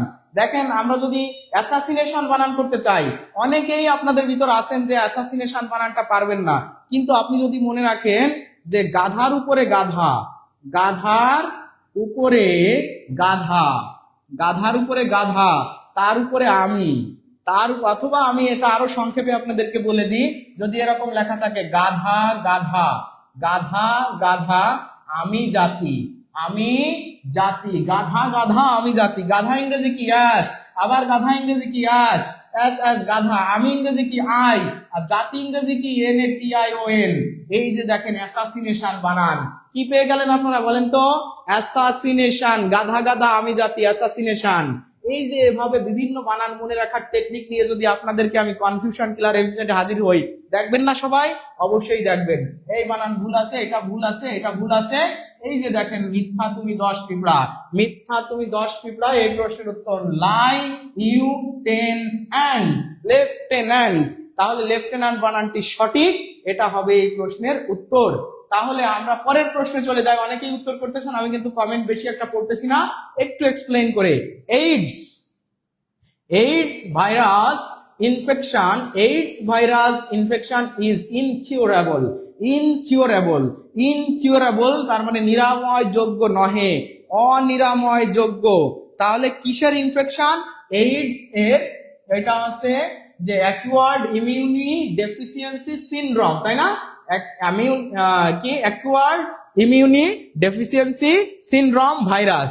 তো এই যে ভাইরাসটার কথা বলা হয়েছে, নির্দিষ্ট কোনো রোগের নাম বা নির্দিষ্ট কোনো ভাইরাসের আক্রমণ এরকম যদি বোঝানো হয়, সেক্ষেত্রে কিন্তু আমাদের একটা নিয়ম আছে। স্পোকেনের উপর মানে স্পেলিং এর উপর ক্লাস চাই, হ্যাঁ ক্লাস নেওয়া হবে ইনশাআল্লাহ। আচ্ছা, এটা আপনারা উত্তর করেন তো, এই প্রশ্নটার সঠিক উত্তর কি হবে? উত্তর অনেকে অনেক রকম করবেন, কিন্তু সঠিক উত্তরটা কি হবে এগুলো নিয়ে কিন্তু বিভিন্ন জায়গায় বিভিন্ন ধরনের ব্যাখ্যা দেওয়া আছে, ভুল উত্তর দেওয়া আছে, কিন্তু এক্সাক্ট উত্তরটা কি হবে সবাই একটু আমাকে জানান।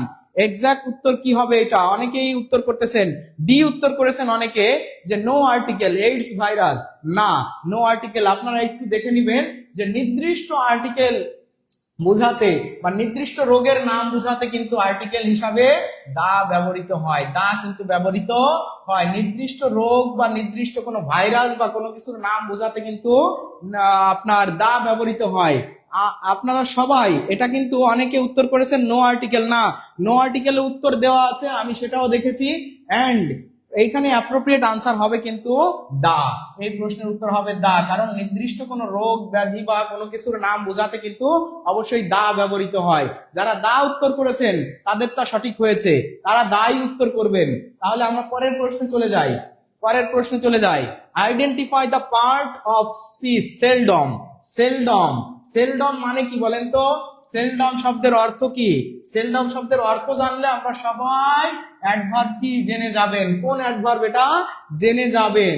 খুব, আমি এটা বলবো না, আপনারা সবাই একটু কমেন্ট করেন। আমি কিন্তু কমেন্ট বেশি পড়তেছি না, আমি আমার জায়গা থেকে চেষ্টা করতেছি অ্যাজ ফার এবং as soon as possible to complete and give the solution.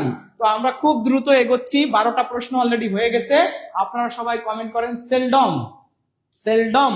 তাহলে সেলডম যদি একটা পার্ট অফ স্পিচ হয়, সেটা কোন পার্ট অফ স্পিচ হবে? ভার্ব। সেলডম কি ভার্ব না? সেলডম শব্দের অর্থ কি বলেন তো? সেলডম শব্দের অর্থ হলো সেলডম মানে খুবই অল্প সময়, খুবই অল্প, বা এটা আসলে নাই বললেই চলে এমন বুঝায়, নাই বললেই চলে, নেগেটিভ একটা ওয়ার্ড।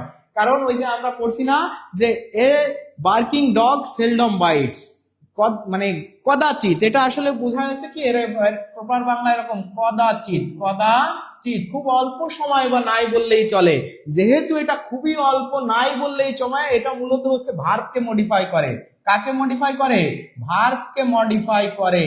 তাহলে ভার্বকে যদি মডিফাই করে ভাই, ভার্বকে কে মডিফাই করতে পারে? আমরা জানি অ্যাডজেক্টিভ হচ্ছে মূলত নাউন এবং প্রোনাউনকে মডিফাই করে। নাউন প্রোনাউন ছাড়া সকল পার্ট অফ স্পিচকে, সকল পার্ট, POF দিয়ে দিলাম, পার্ট অফ স্পিচকে মডিফাই করে হচ্ছে অ্যাডভার্ব। তাহলে ভার্বকে মডিফাই করে অ্যাডভার্ব, তাহলে এটা হবে সেলডম হচ্ছে অ্যাডভার্বিয়াল অফ টাইম। আমরা সবাই জানি সময় বোঝালে কি হয়? অ্যাডভার্ব হয়। তাহলে adverbial of time, adverbial of place, adverbial of frequency, adverbial of manner, adverbial of degree, adverbial of reason. তো অনেকগুলো অ্যাডভার্ব আছে, যেহেতু সময় বুঝিয়েছে, সময় বুঝালে অ্যাডভার্ব হয়। আমরা সবাই জানি ভার্বকে কখন, কোথায়, কেন, কিভাবে, এগুলো দ্বারা প্রশ্ন করলে যে উত্তর পাওয়া যায় তাকে বলা হয় কি? অ্যাডভার্ব। তাহলে যেহেতু সময় বোঝানো হচ্ছে কখন, কতক্ষণ, তাহলে এটা হয়ে যাবে অ্যাডভার্ব। তাহলে এই প্রশ্নের উত্তর কি হবে প্রিয় ভাই বোন? সবাই একটু বলেন তো। এই প্রশ্নের উত্তর হবে অ্যাডভার্ব। এই প্রশ্নের উত্তর হবে অ্যাডভার্ব। অ্যাডভার্ব কোথায় আছে? বিতে আছে। তাহলে সেলডম একটা অ্যাডভার্ব। অনেকেই অ্যাডভার্ব কমেন্ট করেছেন, মাশাআল্লাহ। আমরা পরের প্রশ্নে চলে যাই। আমরা কোশ্চেন সলভ করতেছি আজকে, আমরা বেশি আলোচনায় যাচ্ছি না। হাউ মেনি প্রিফিক্সেস হবে? How many prefixes there in the word? How many prefixes are there in the word atheist? Atheist.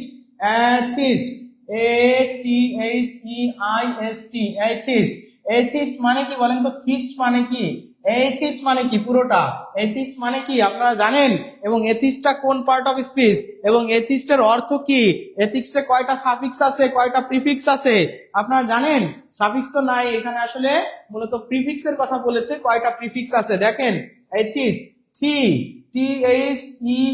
Theo, এই কথাটা, এই রুট অর্থটা কিসের সাথে জড়িত জানেন? এই কথাটা কিন্তু ধর্মের সাথে জড়িত। ধর্ম বা বিশ্বাস, ধর্ম বা কি? বিশ্বাস। থিও মানে ধর্ম, যেরকম থিওলজি মানে কি? ধর্মতত্ত্ব।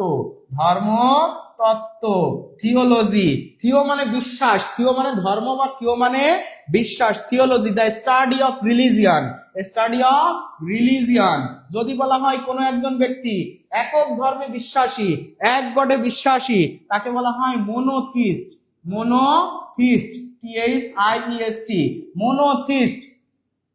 মোনোথিস্ট মানে কি? এক ঈশ্বরে, একেশ্বরবাদী যেটাকে বলে। কেউ যদি বেশি গডে বিশ্বাসী হয়, আমরা জানি বহু ঈশ্বরবাদ আছে, সেটাকে বলে পলিথিস্ট।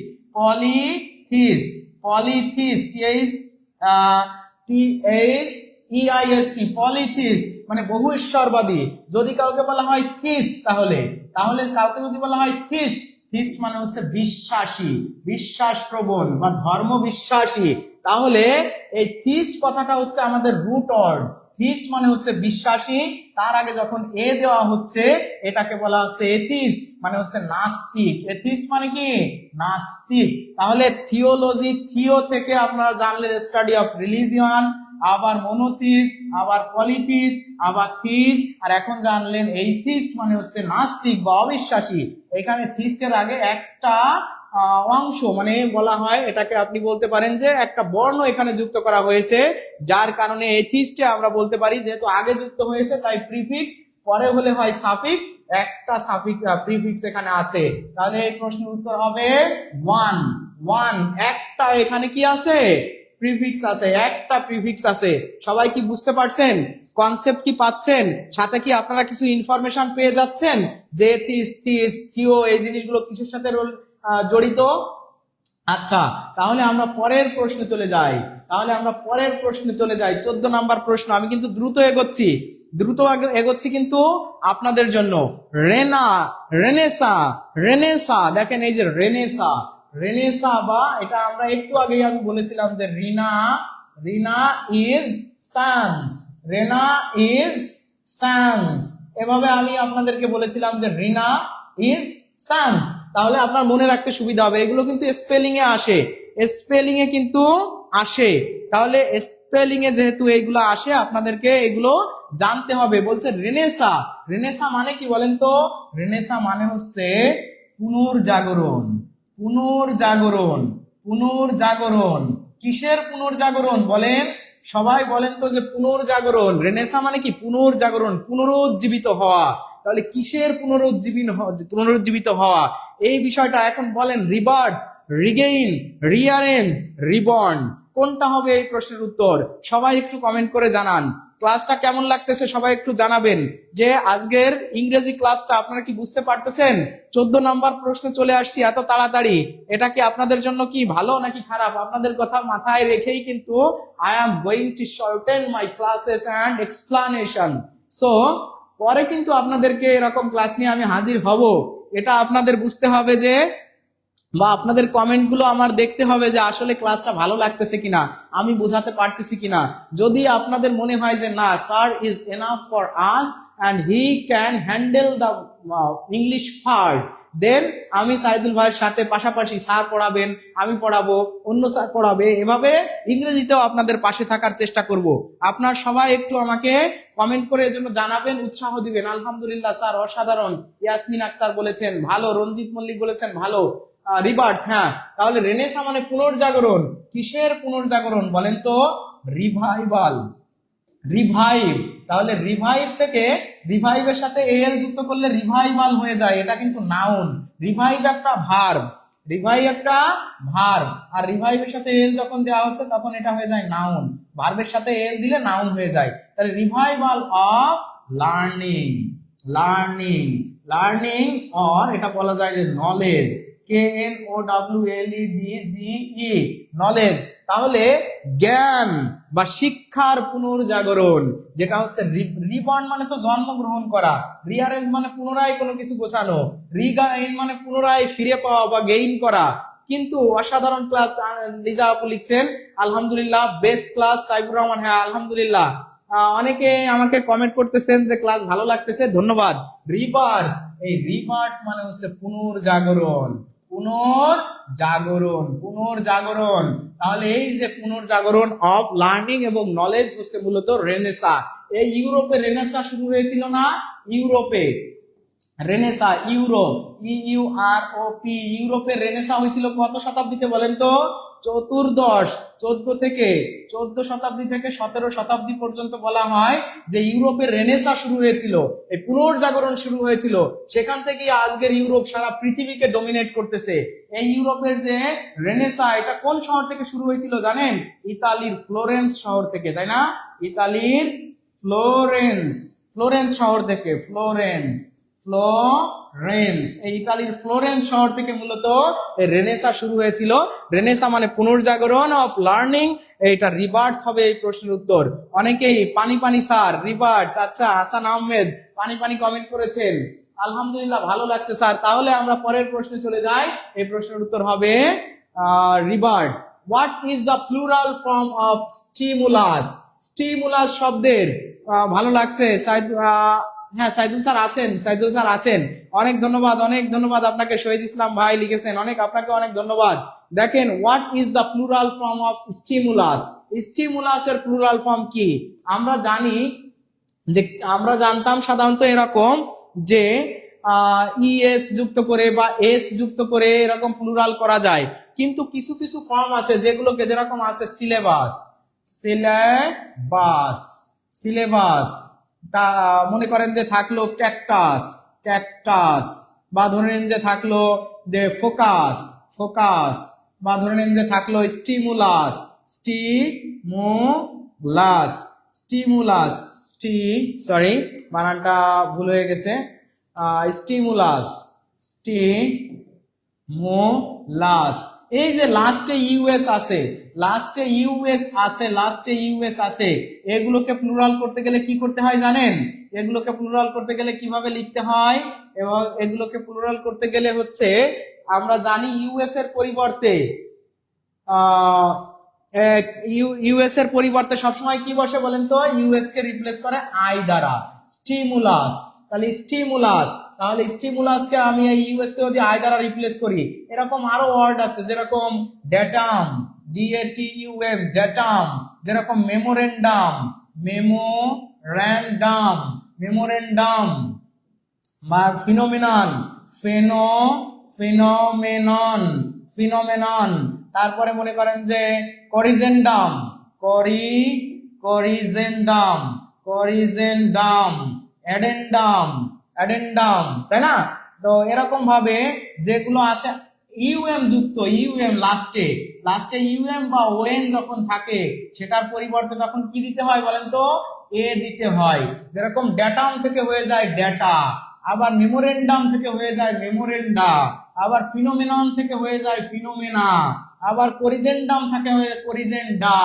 এই যে এগুলো কিন্তু স্পেশাল রুল অফ মেকিংস, এটা কিন্তু special rules of making plural from singular, singular থেকে প্লুরাল করার বিভিন্ন নিয়ম। যেরকম লাস্টে আইএস থাকলে কি হয়ে যায়? প্লুরাল করতে গেলে ইএস হয়ে যায়। যেরকম থিসিস, থিসিস, থিসিস, এটার প্লুরাল ফর্ম কি বলেন তো? থিসিস। যদি বলা হয় অ্যানালাইসিস, যদি বলা হয় কি অ্যানালাইসিস, অ্যানালাইসিসের প্লুরাল ফর্ম কি? মনে করেন লেখা আছে অ্যানালাইসিস, এখানে না লিখি অ্যানালাইসিস, হয়ে যাবে কি অ্যানালাইসিস, অ্যানালাইসিস, ইএস হয়ে যাবে। দেখছেন আইএস এর জায়গায় ইএস হয়ে যাচ্ছে। যদি মনে করেন যে থাকে thesis, analysis, oasis, WASIS, oasis হয়ে যাবে ওসিস, OASES, দেখেন ইএস হয়ে যাচ্ছে। এরকম যে নিয়মগুলো আছে, এগুলো কিন্তু আমাদের সুন্দরভাবে জানা থাকলেই আমরা আগামীকাল সুন্দর একটা পরীক্ষা দিতে পারবো। আগামীকাল না পারলে তার পরের দিন পারবো, তারপরের দিন না পারলে চাকরির বয়স শেষ হওয়ার আগে একদিন না একদিন পারবো। কিন্তু এইগুলোই যদি আমি না জানি, তাহলে বুঝতে হবে I have a lot of lackings, I have a lot of lackings of job preparation. এইখানে কিন্তু স্টিমুলাসে ইএসও যুক্ত করা যায়, তবে যখন আই থাকবে তখন আর এটাকে নেওয়া যাবে না। সিলেবাসের সাথে সিলেবাসেস ও দেওয়া যায়, কিন্তু এটা যখন অপশনে স্টিমুলি থাকবে তখন কিন্তু আর ওটা দেওয়া যাবে না। গ্রহণযোগ্যতার দিক দিয়ে সবসময় এই নিয়মগুলোকে আমরা ফোকাস করব। তাহলে এই প্রশ্নের উত্তর হবে কোনটা? ঘ। আপনারা কি ইনফরমেশন পেয়েছেন? ভালো লাগতেছে ক্লাসটা? সবাই একটু দেখেন পানি পানি হো গাই, SB রিটন ভাই লিখেছেন। আপনারা কি বুঝতে পারতেছেন? ভালো লাগতেছে ক্লাসটা?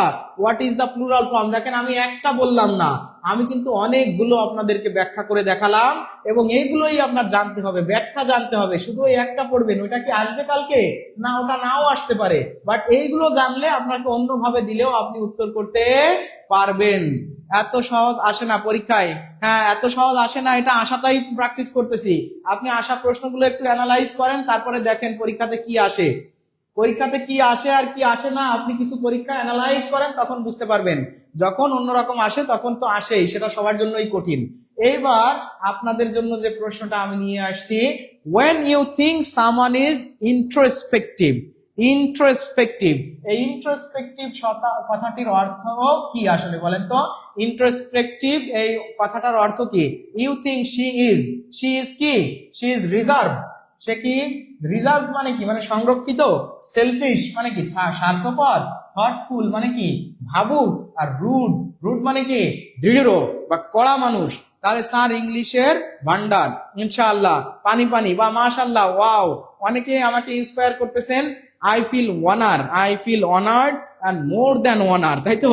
তো আমি অনেক বেশি ভালো ফিল করতেছি। আমি এক্সাইটেড যে আপনারা আমাকে অনেকে প্রশংসা করছেন। স্যার নেক্সট, এই যে আমরা নেক্সটে চলে আসছি। তাহলে ইন্ট্রোস্পেক্টিভ কথাটার অর্থ কি হবে? সবাই কমেন্ট করে জানান। আচ্ছা, কার্তিক চন্দ্র ভাই লিখছে, আচ্ছা যে যাই দিক, এটা নিয়ে অসুবিধার কিছু নাই। আপনারা সবাই বলেন যে ইন্ট্রোস্পেক্টিভ মানে হচ্ছে নিজেকে নিয়ে যিনি ভাবেন, মানে বলা যায় যে চিন্তাশীল বা নিজের কাজকর্ম নিয়ে বেশি ভাবেন, বা বলা যায় ভাবুক, তাই না? ইন্ট্রোস্পেক্টিভ মানে কি? ইন্ট্রোস্পেক্টিভ নিজেকে নিয়ে, তার মানে থটফুল মানেও কি? ভাবুক। অন্যগুলো হয় না। তাহলে যেহেতু এটা সিনোনিমের মতো একটা বিষয়, এটা নিয়ে আমরা স্যার এত কিছু কিভাবে মনে রাখেন? এক্সিলেন্ট ক্লাস, আলহামদুলিল্লাহ, অসাধারণ, নাইস, অনেক ধন্যবাদ। তাহলে এই প্রশ্নের উত্তর হবে এটা সিনোনিম অ্যান্টোনিমের মতো ছিল, মিললো না, তাই হলো না। এটা নিয়ে বেশি ব্যাখ্যার কিছু নাই। আমরা পরের প্রশ্নে চলে যাই। What is the correct antonym of honorary?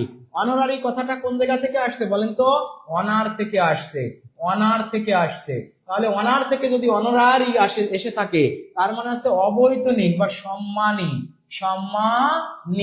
বলতেছে এটার অ্যান্টোনিম নিচের কোনটা? অ্যান্টোনিম সম্মানী বা অবৈতনিক, যেটাকে অনারারি। এই অনার থেকে আসছে অনারারি, HONORARY, অনারারি। দেখেন অনার বানানটা কেমন আর অনারারি বানানটা কেমন। যেরকম ফোর বানানটা কেমন বলেন তো? ফোর, কিন্তু যদি বলা হয় 40 তাহলে কিন্তু FORTY। যেরকম মনে করেন যে টিল বানানে আছে TILL, কিন্তু আনটিল যখন বলা হয় আনটিল, কিন্তু এখানে কিন্তু দুইটা হয় না, একটা হয়, তখন কিন্তু একটা ইল হয়। এরকম অনেক বিষয় আছে, আমরা এগুলো নিয়ে পরে আলোচনা করব।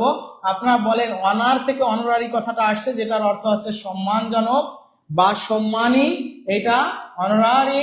এখানে অনারারি এর অ্যান্টোনিম কোনটা? অনারারি এর অনারেবল তো হয় না, অনারারি থেকে অনারেবল আসলে হয় না। আনপেইড, এটাও তো অবৈতনিক, এটার আরেকটা অর্থ আছে অবৈতনিক।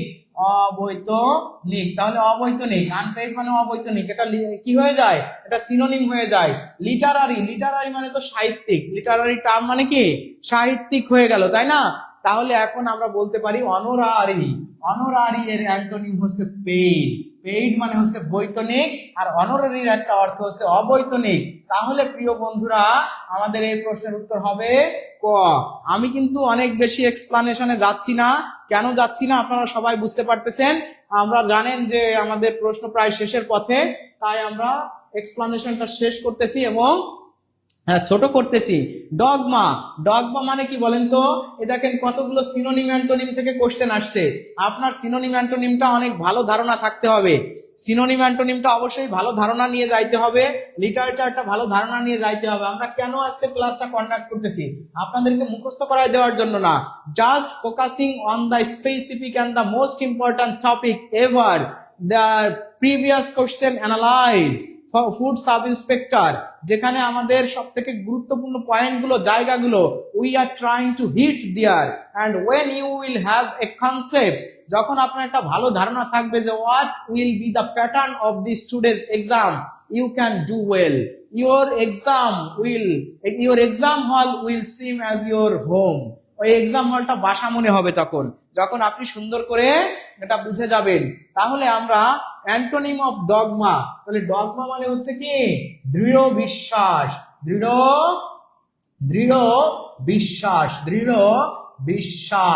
বিশ্বাস বা মতামত বা তত্ত্ব এটা বোঝানো হয়। তাহলে টিনেট না, টিনেট মানে ধর্ম বিশ্বাস নহে।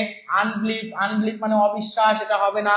প্রিন্সিপাল বা ডকট্রিন, ও সরি ডগমা, আনবিলিফ তো হতে পারে, এটা যেহেতু বিশ্বাস এখানে আমাকে কি চেয়েছে বলেন তো, এখানে অ্যান্টোনিম চেয়েছে, তাই না? অ্যান্টোনিম চেয়েছে, আমরা দেখি। তারপর ডকট্রিন মানেও বিশ্বাস, প্রিন্সিপাল মানে হচ্ছে প্রধান, প্রিন্সিপাল মানে প্রধান।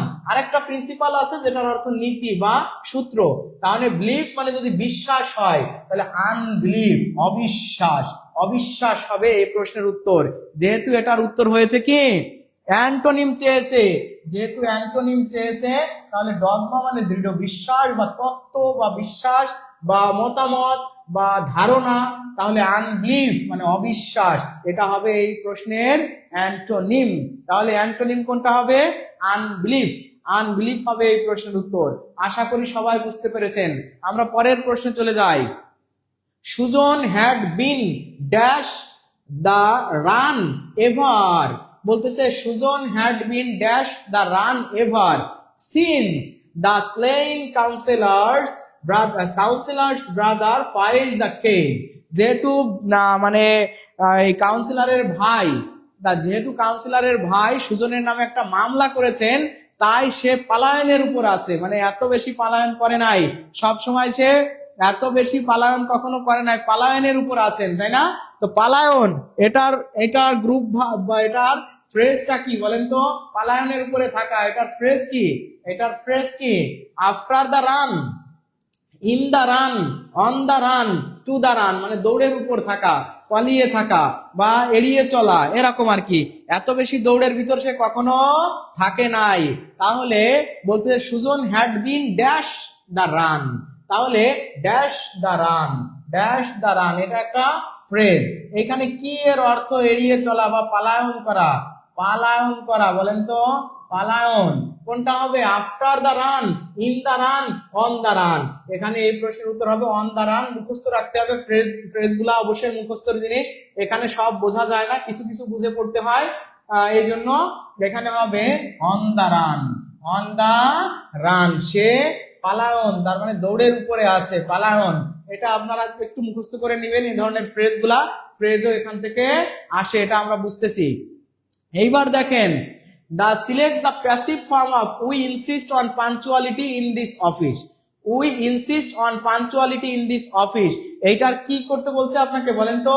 এটার কিন্তু প্যাসিভ করতে বলছে। তাহলে এখানে কি আছে? অ্যাক্টিভ আছে। এই অ্যাক্টিভটাকে আপনারা এবার প্যাসিভ করেন তো দেখি, আপনারা কারা সবাই জানেন যে এই প্রশ্নের উত্তর কি হবে? অ্যাক্টিভ প্যাসিভ কি সবাই পারেন? অ্যাক্টিভ প্যাসিভ সবাই পারেন? আপনাদেরকে সুন্দর একটা টেকনিক শেখাই দিই। দেখেন, আজকে কিন্তু যে কোশ্চেন গুলো সলভ করতেছি এগুলো কিন্তু সব পানি পানি কোশ্চেন না, এখানে কিন্তু সময় নিয়ে কাজ করতে হবে। এই অ্যাক্টিভ প্যাসিভ গুলো কিন্তু রেগুলার অ্যাক্টিভ প্যাসেজের মতো না। যেরকম he he takes after, he takes after, he takes after না দিয়ে আমরা লুকস আফটার দিই, তাহলে অতটা ভালো হবে। টেক্স আফটার মানে হচ্ছে দেখতে একই রকম, আমরা একটু লুকস আফটার দিয়ে করি, যে he looks after, looks after his parents, he looks after his parents, looks after his parents। তাহলে দেখেন আমরা এখানে কিন্তু শুধু ভার্ব নাই, একটা গ্রুপ ভার্ব আছে। লুকস আফটার মানে দেখাশোনা করা। যখন ভার্বের সাথে গ্রুপ ভার্ব থাকে তখন এটাকে কিন্তু ফেলে দেওয়া যায় না, এটাকে কিন্তু ফেলে দেওয়া যায় না। তাহলে দেখেন এটা যদি আগে আসে আর এটা যদি পরে যায় তাহলে হবে এরকম যে হিজ প্যারেন্টস, হিজ প্যারেন্টস। এখানে যেহেতু প্রেজেন্ট টেন্সে আছে তাহলে প্যারেন্টস হচ্ছে আর হবে আর, এটার ভিতরি লুকড আফটার, LOOKED লুক, এই আফটারটা কি বাদ যাবে? না, অবশ্যই আফটারটা এর সাথে থাকবে। লুক আফটার, আবার আমরা জানি বাই যুক্ত করে অবজেক্ট, বাই হিম। তাহলে এখান থেকে আপনাদেরকে একটা জিনিস আমি বোঝালাম যে যখন গ্রুপ ভার্ব থাকবে, যখন গ্রুপ ভার্ব থাকবে এরকম, তখন গ্রুপ ভার্বটাকে কিন্তু এর সাথে রেখে দিতে হবে, গ্রুপ ভার্বটাকে তখন এর সাথে রেখে দিতে হবে।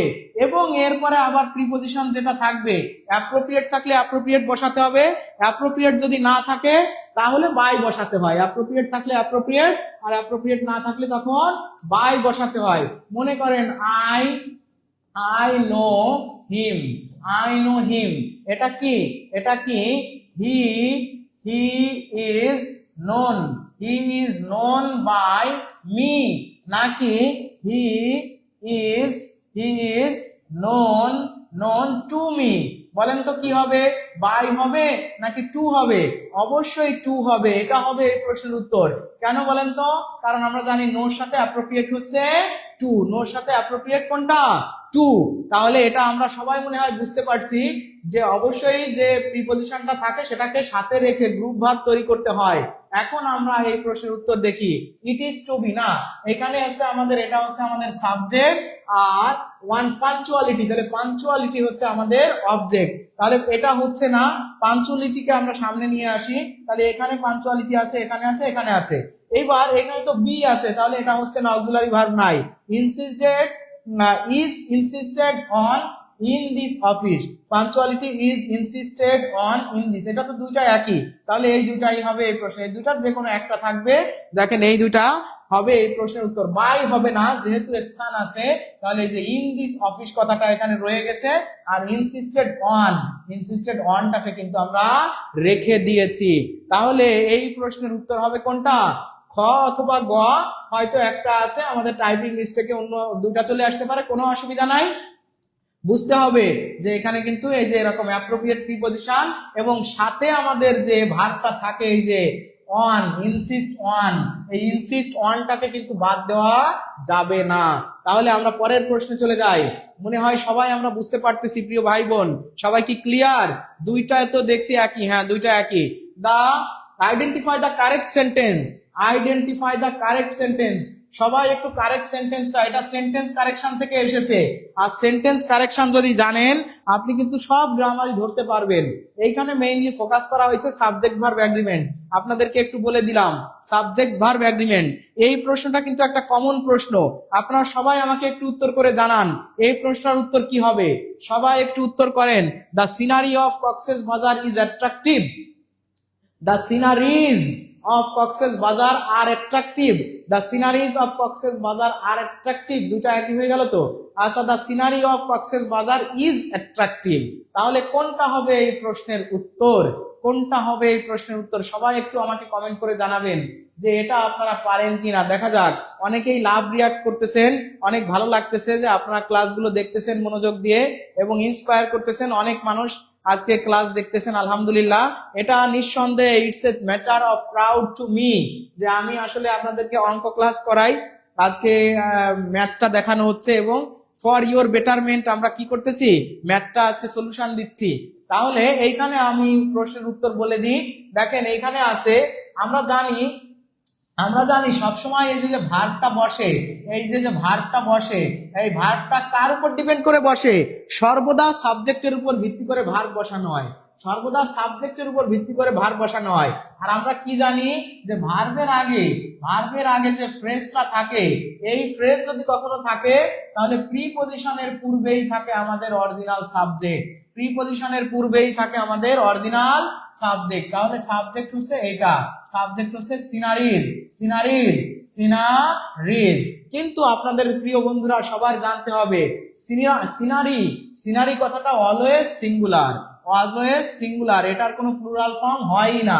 যেহেতু এখানে প্লুরাল দেওয়া আছে এটা বাদ, প্লুরাল দেওয়া আছে এটা বাদ, আর এখানে তো সিনারি বানানি ভুল আছে, এখানে বানানের ভুল, এটাও বাদ। তাহলে সিনারি যেহেতু অলওয়েজ সিঙ্গুলার, তাহলে ভার্বও হবে সিঙ্গুলার।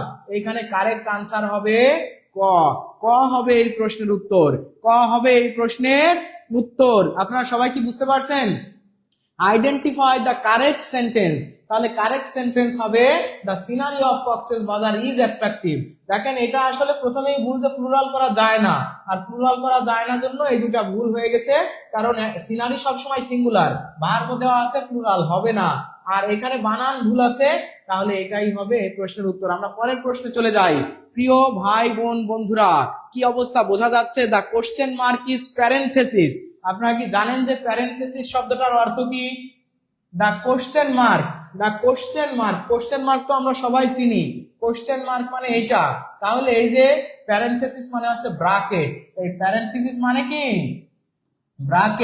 ব্রাকেটের ভিতর কোশ্চেন মার্কস দেওয়া, এটা বলতে আসলে কি বোঝায়? তাহলে আপনারা বলেন তো যে প্যারেনথেসিসের অর্থ আছে ব্র্যাকেট, ব্র্যাকেটের ভিতর কোশ্চেন মার্ক দেওয়া মানে কি? Express writer's interest, express uncertainty, writer's expectation, the end of any sentence. না, দেখেন লেখা হলো, মনে করেন যে লেখা হলো যে আমরা কোনো একজন ব্যক্তি অ্যাডাম স্মিথ, আমরা লিখলাম যে Adam Smith was born in Adam Smith হচ্ছে মূলত 1723 সালে জন্মগ্রহণ করেছেন। তো এই যে কথাটা, এটা যদি আমি লিখি তাহলে বোঝা যাবে যে অ্যাডাম স্মিথ 1723 সালে জন্মগ্রহণ করেছেন। এই ফুল স্টপ দিয়ে দিছি, দেখছেন? কিন্তু আমি যদি এখানে একটা প্রশ্নবোধক চিহ্ন ব্র্যাকেটে দিয়ে দিই, এর অর্থ হবে এরকম যে উনি আনুমানিক, কিন্তু আমি কিন্তু বলতেছি ধরে নেন যে অ্যাডাম স্মিথ 1723 সালের আশেপাশে কোনো একটা সময়ে কি করছে? জন্মগ্রহণ করেছে। এটা এক্সাক্ট না, এটা সার্টেইন না। এটা সার্টেইন যেহেতু না, তাহলে এই যে ব্র্যাকেটের ভিতর যদি কখনো এই যে কোশ্চেন মার্ক থাকে, সেটা বোঝায় হচ্ছে এক্সপ্রেস আনসার্টেনিটি। এই জিনিসগুলোকে আপনারা জানতেন? এই জিনিসগুলো আপনারা অনেকেই হয়তো জানতেন না, বাট এখন জেনে গেলেন। এখন সবাই কি একটু বলবেন না আলহামদুলিল্লাহ? সবাই কি একটু আলহামদুলিল্লাহ বলবেন না? আমাকে ইন্সপায়ার করবেন না? দোয়া করবেন না আমার জন্য? অবশ্যই আপনাদের করা উচিত। তাহলে এক্সপ্রেস আনসার্টেনিটি, এই যে দেখেন, এই যে ব্র্যাকেটের ভিতরে এটা মানে হচ্ছে আনসার্টেনিটি। আমরা পরের প্রশ্নে চলে যাই। Which of the following is correct? এই যে দেখেন, এইখানেও আবার কারেক্ট সেন্টেন্সের ভিতর tired of, tired by, tired to, tired with, দেখেন টায়ার্ড দিয়ে কত কিছু দেওয়া হয়েছে। টায়ার্ড দিয়ে দেখেন, তার মানে কি? এটা গ্রুপ ভার্ব। আমরা বলি গ্রুপ ভার্বের ভিতর কি একই ওয়ার্ড দিয়ে তার সাথে বিভিন্ন প্রিপজিশন দিয়ে অর্থ লেখা হয়। টায়ার্ড টু, তাহলে টায়ার্ড অফ, টায়ার্ড বাই কোনটা হবে বলেন তো? আলহামদুলিল্লাহ, অনেকে আলহামদুলিল্লাহ লিখছেন। সালমা হক অনেকগুলো আলহামদুলিল্লাহ, ফয়সাল ভাই আলহামদুলিল্লাহ, রিমঝিম বৃষ্টি এক্সপেরিয়েন্স রিমঝিম বৃষ্টিও লিখেছেন আলহামদুলিল্লাহ, আকলিমা আক্তার আখি আপু লিখছে আলহামদুলিল্লাহ, জান্নাত মুন্নি আপু লিখছে আলহামদুলিল্লাহ, আফসানা আঞ্জুম লিজা আপু লিখছে আলহামদুলিল্লাহ। অনেকেই পজিটিভ কমেন্ট করতেছেন। সাদিয়া তাসনিম সিথি আপু লিখছে ফার্স্ট জান্নাত আলহামদুলিল্লাহ, কাজুলিয়া বেগম লিখছে আলহামদুলিল্লাহ। বা মাশাআল্লাহ, আবু ইউসুফ ভাই আছেন? আবু ইউসুফ ভাইকে কিন্তু ম্যাথ একটা করে দিয়েছিলাম পেইড ব্যাচে, দেখে নিয়েন। হাসান মাহমুদ ভাই লিখছে আলহামদুলিল্লাহ। তাহলে লিমা আক্তার আলহামদুলিল্লাহ, মাহফুজ সজল লিখছে আলহামদুলিল্লাহ, জাকিয়া সুলতানা জনি আপু লিখছেন আলহামদুলিল্লাহ, সুস্মিতা সুমি আপু লিখছে আলহামদুলিল্লাহ, মাহফুজুল সজল লিখছে আলহামদুলিল্লাহ, তানজিলা খাতুন আপু লিখছে আলহামদুলিল্লাহ, জুয়েল রানা ভাই লিখছে আলহামদুলিল্লাহ, শামসু ইসলাম লিখছে আলহামদুলিল্লাহ। তাহলে আপনারা যারা মুসলিমা সুলতানা, শাওন হোসেন, এরকম অনেকেই কি করতেছেন মাশাআল্লাহ, কি লিখছেন? আনোয়ারা স্কলার একাডেমি, তো অনেকেই আলহামদুলিল্লাহ লিখছেন। অফকোর্স আমার অনেক ভালো লাগতেছে, আপনারা সবাই আমাকে ইন্সপায়ার করতেছেন, মোটিভেট করতেছেন। আশা করি এই মোটিভেশন পাইলে সামনে আপনাদের সামনে আরো সুন্দর সুন্দর জিনিস নিয়ে আপনাদের সামনে আসতে পারবো। টায়ার্ড অফ মানে হচ্ছে বিরক্তি মনোভাব, বিরক্তি। টায়ার্ড অফ মানে হচ্ছে বিরক্তি, টায়ার্ড অফ মানে বিরক্তি, বিরক্ত হয়ে যাওয়া, বোর্ড হয়ে যাওয়া কোনো কিছুতে। তাহলে he is tired of the job, he is tired of the job, সে এই কাজ পেয়ে। জান্নাতুল মুন্নি গুড টিচার আপনি, তানজিনা মাহফুজ, মীর কাশেম, নাদিয়া জান্নাত, আনোয়ার হোসেন, আয়েশা আফরিন, অনেকে আলহামদুলিল্লাহ লিখেছেন। তো আমরা এখানে দেখবো যে টায়ার্ড অফটাই হচ্ছে অ্যাপ্রোপ্রিয়েট, যে টায়ার্ড অফ মানে হচ্ছে মানে কি? বিরক্তি, বিরক্তকর হয়ে যাওয়া, বিরক্তিকর। তার মানে জবটা তার জন্য কি হয়ে গেছে, বা জবটাই সে খুবই বিরক্তিকর অনুভব করে, টায়ার্ড অফ। তাহলে টায়ার্ড উইথ বা টায়ার্ড টু বা টায়ার্ড বাই হবে না। টায়ার্ড অফ ফ্রেজটার অর্থ মানে অ্যাপ্রোপ্রিয়েট প্রিপজিশনটা বা গ্রুপ ভার্বটা আমাদের জানা লাগবে। দেখেন স্পেলিং, তাহলে স্পেলিং থেকেও কিন্তু কোশ্চেন দেওয়া হয়েছে। Shirin Zaman, thank you so much sir, অনেক কিছু জানতে পারলাম আলহামদুলিল্লাহ। কাশফুলের কলি লিখছে আলহামদুলিল্লাহ। এই আবু ইউসুফ জাজাকাল্লাহ খয়রান, অনেকেই অনেক পজিটিভ কমেন্ট করতেছেন, থ্যাংক ইউ সো মাচ সবাইকে, জাজাকাল্লাহ খয়রান। আমরাও ক্লাস প্রায় শেষের পথে। দেখেন আজকে কিন্তু অনেকগুলো কোশ্চেন সলভ করতেছি। আয়েশা মাহমুদ, সুমাইয়া তাসনিম, অনেকে আলহামদুলিল্লাহ। আপনারা সবাই এটা একটু বলেন যে কারেক্ট স্পেলিং কোনটা। তাহলে আমরা আজকের ক্লাস থেকে কি কি জানলাম বলেন তো? অনেক কিছু জানলাম, অনেক কিছু। He is tired of the job, Rimjhim বৃষ্টি লিখেছেন। জনি আক্তার মেঘনা আপু লিখেছেন যে আলহামদুলিল্লাহ। হ্যাঁ, অনেকে আলহামদুলিল্লাহ লিখতেছেন। ইকুয়ালিব্রিয়াম নাকি ইকুইলিব্রিয়াম? ইকুইলিব্রিয়াম। ইকুইলিব্রিয়াম মানে কি? ভারসাম্য। ইকুইলিব্রিয়াম। ইকুইলিব্রিয়ামকে যদি প্লুরাল করা হয় তাহলে ইকুইলিব্রিয়ামের এখানে কি হয়ে যাবে? এ হয়ে যাবে। তার মানে এটা দেখে বোঝা যায় এটা সিঙ্গুলার। যদি প্লুরাল করতে চাই তাহলে এ হয়ে যাবে। তাহলে ইকুইলিব্রিয়াম, এই ইকুইলিব্রিয়াম ইকুইলিব্রিয়াম ইকুইলিব্রিয়াম কোথায় আছে? Equilibrium, equilibrium, IQUILIB, equilibrium. দেখেন এতে আছে ইকুইলিব্রিয়াম। তাহলে এ হবে এই প্রশ্নের উত্তর, এ হবে এই প্রশ্নের উত্তর। ইকুয়ালিব্রিয়াম না, ইকুইলিব্রিয়াম মানে হচ্ছে কি? ভারসাম্য। ভারসাম্য আমরা মনে হয় সবাই জানি যে এই যে দেখেন এখানে যদি আমি ধরি যে পরিমাণ, এখানে যদি ধরি পরিমাণ আর এখানে যদি ধরি দাম, তাহলে এই যে দেখেন আমরা জানি এটা হচ্ছে যোগান রেখা, এটা হচ্ছে সাপ্লাই কার্ভ, এটা হচ্ছে ডিমান্ড কার্ভ। আর সাপ্লাই কার্ভ আর ডিমান্ড কার্ভ যেখানে মানে হয় ছেদ করে ওই বিন্দুকে বলা হয় ভারসাম্য বিন্দু। ভারসাম্য বিন্দু। এই ভারসাম্য বিন্দুর আরেক নাম ইংরেজিতে হচ্ছে ইকুইলিব্রিয়াম। ইকুইলিব্রিয়াম মানে ভারসাম্য বিন্দু। আপনাদেরকে আমি একটু কি দেখাই দিলাম? এই যে একটু ইকোনমিক্স পড়াই দিলাম, যেহেতু অ্যাডাম স্মিথের নাম বলছি ইকোনমিক্সও একটু পড়াই দিলাম। ইকুইলিব্রিয়াম সবাই ক্লিয়ার? আমরা পরের প্রশ্নে চলে যাই। What is the meaning of the idiom the salt of the earth? Salt of the earth সবাই একটু এটা কমেন্ট করে আমাকে জানান। এটা কিন্তু খুবই গুরুত্বপূর্ণ। বিভিন্ন চাকরির পরীক্ষায় আমরা জানি। দেখেন এখান থেকে কি বুঝতেছি? এখান থেকে আমরা বুঝতেছি গ্রামার যা আসছে, গ্রামারের থেকে বেশি আসছে কিন্তু synonym, antonym, appropriate preposition, group verb, spelling mistake, তারপরে হচ্ছে আপনার ফ্রেজিডিয়াম, এরপরে আপনার লিটারেচার, এই জিনিসগুলোতে ফোকাস করেছে। তাহলে you have to understand and take preparation focusing on the memorising part. আলহামদুলিল্লাহ, আলহামদুলিল্লাহ। স্যারকে হায়াত দান করুক। মাহফুজুর রহমান ভাই লিখেছেন সিকে ও অনেকে সিকে লিখেছেন ইকুইলিব্রিয়াম। আচ্ছা, তাহলে দেখেন অনেকেই আপনারা বুঝতে পারছেন যে আমাদের কালকের পরীক্ষাতে কোন জিনিসগুলোর উপর ফোকাস করবে। এমন না যে আমি এখান থেকে পালায় চলে যাব, প্রশ্ন নিয়ে তো আবারও আসবো। হ্যাঁ, ব্যতিক্রম ঘটতে পারে, বাট এই সেন্সটা আপনার নিয়ে ঢুকতে হবে। মুখস্থ বিদ্যাটাকে একটু গুরুত্ব দিতে হবে এই চাকরির পরীক্ষার জন্য। কারণ গতকাল আমরা ক্লাস করেছিলাম না, মানে ম্যাথেও দেখেন জ্যামিতির অংশ থেকে মুখস্থ পার্ট বেশি দিয়ে দিয়েছিল। একদম অনুসিদ্ধান্ত বা সূত্র, সামন্তরিকের সূত্র নির্ণয়ের, তারপর দেখা যাচ্ছে বিভিন্ন সূত্র থেকে আর কি দিয়েছিল বেশি। আলহামদুলিল্লাহ, আমি ইকোনমিক্সের স্টুডেন্ট স্যার, অনার্স এবং মাস্টার্স কমপ্লিট করেছি। জনি আক্তার মেঘনা আপু লিখছেন।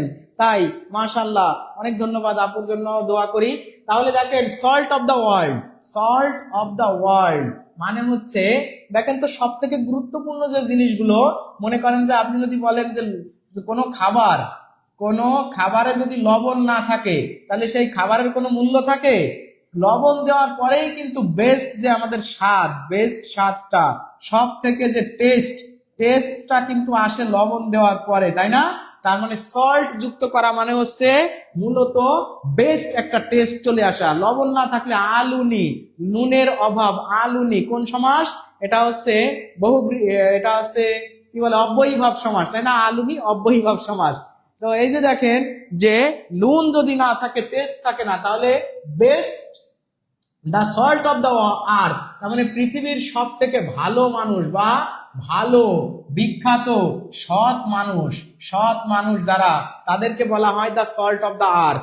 তার মানে তারা হবে best people.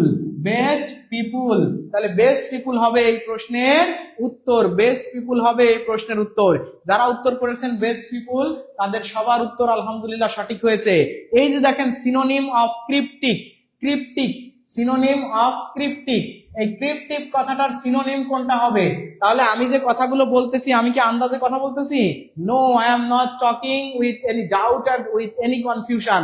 I am loudly and clearly declaring that of course you have to focus on the memorizing part in English. Without that, tomorrow examination will not be better for you.